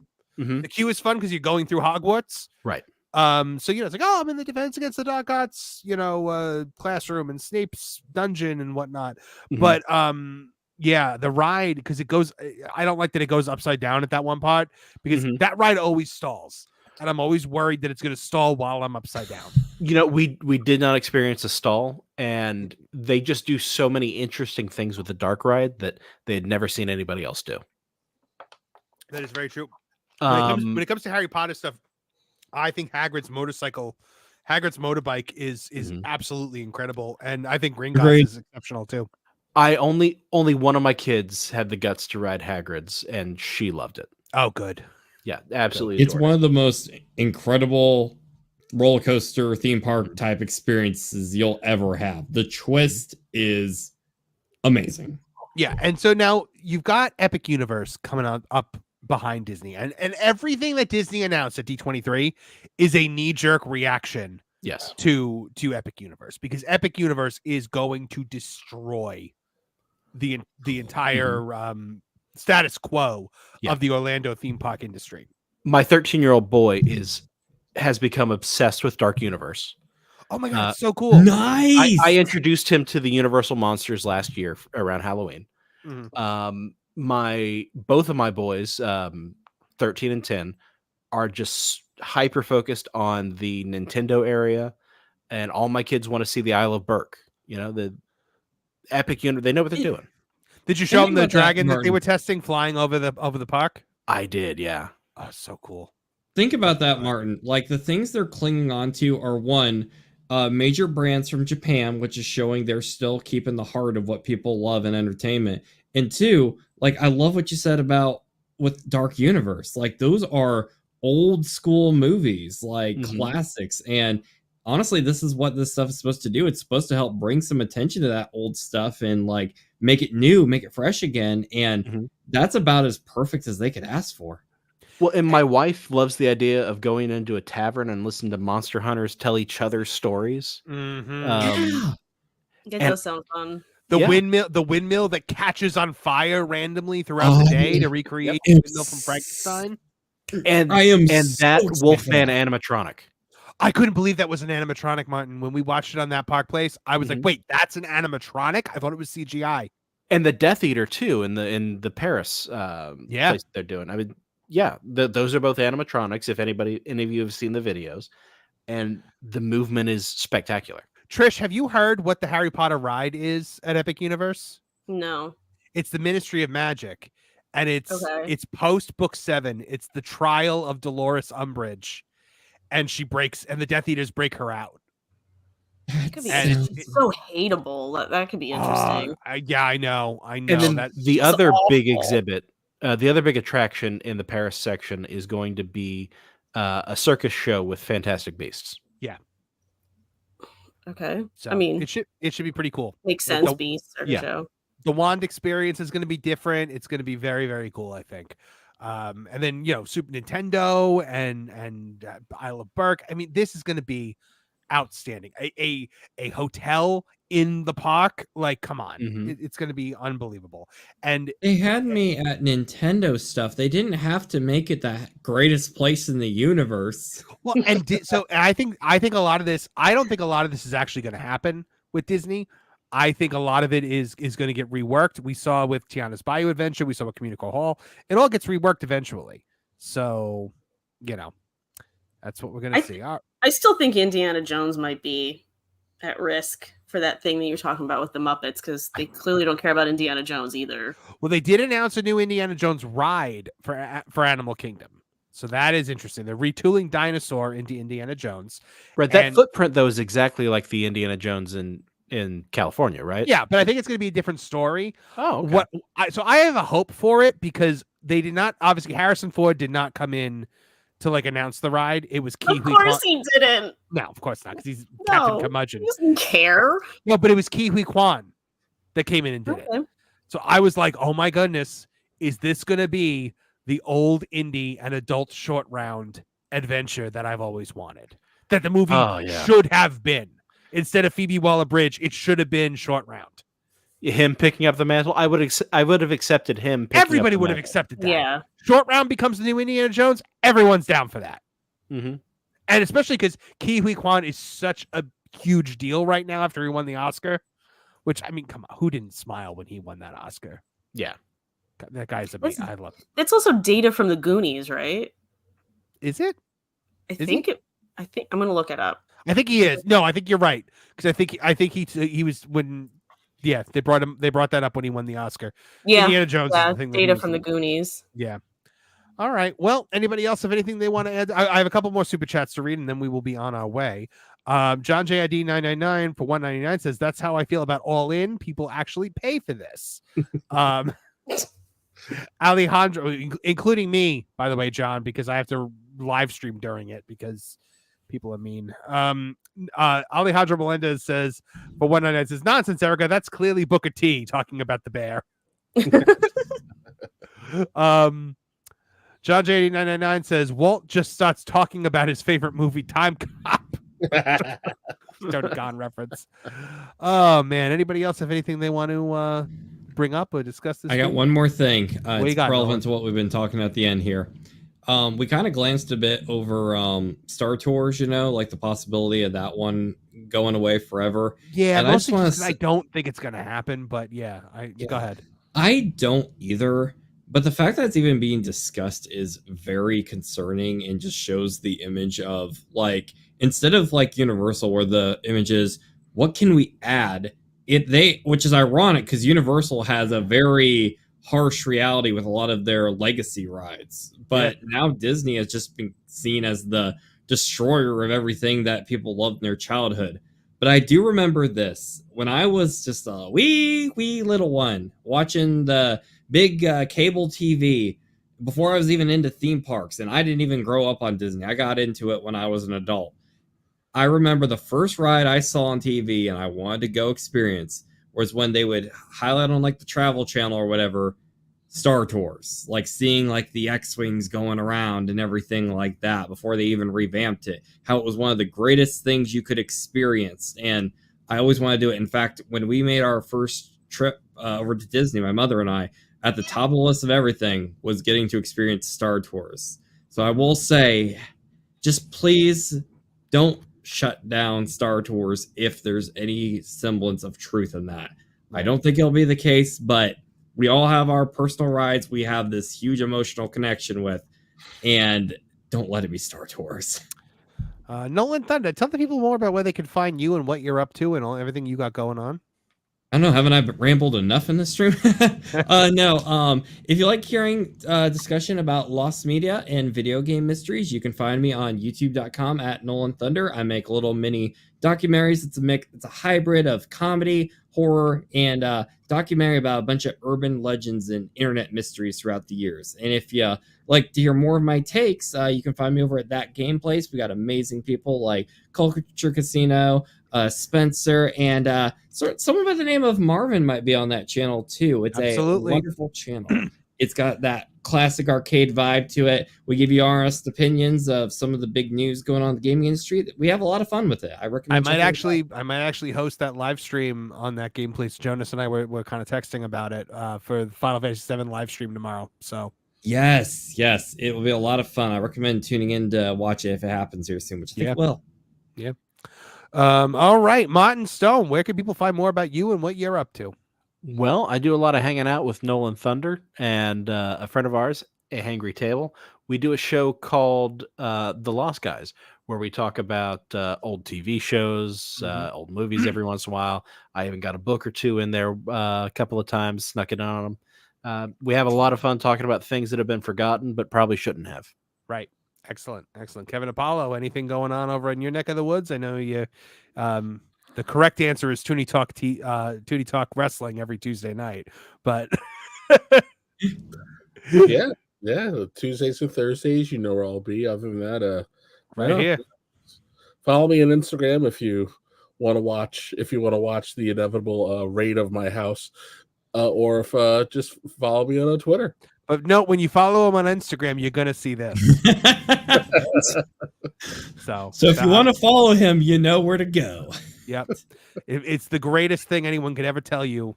Trish, anything you need to plug? I mean, I know you're on this platform. This is my new thing place you can find me. I guess I'm usually not anywhere anyone can find me. I mean, usually no one can find Trish anywhere. My Instagram is just pictures of rock stars from like the 1970s. So it's not question: is this the only place they can find you? Are you in the witness protection program or something? I was told by the witness protection program I'm not allowed to confirm it. No. Yeah, she's the newest resident of Tooneytown. Me, her, and Kev. We make up the town council. Please have a really ridiculous mayor hat like Doug Dimmadome or something. Yes, we're completely unelected town council.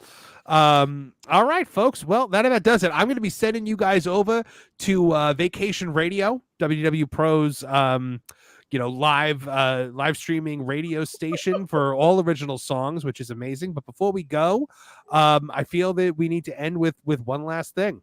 Go right now.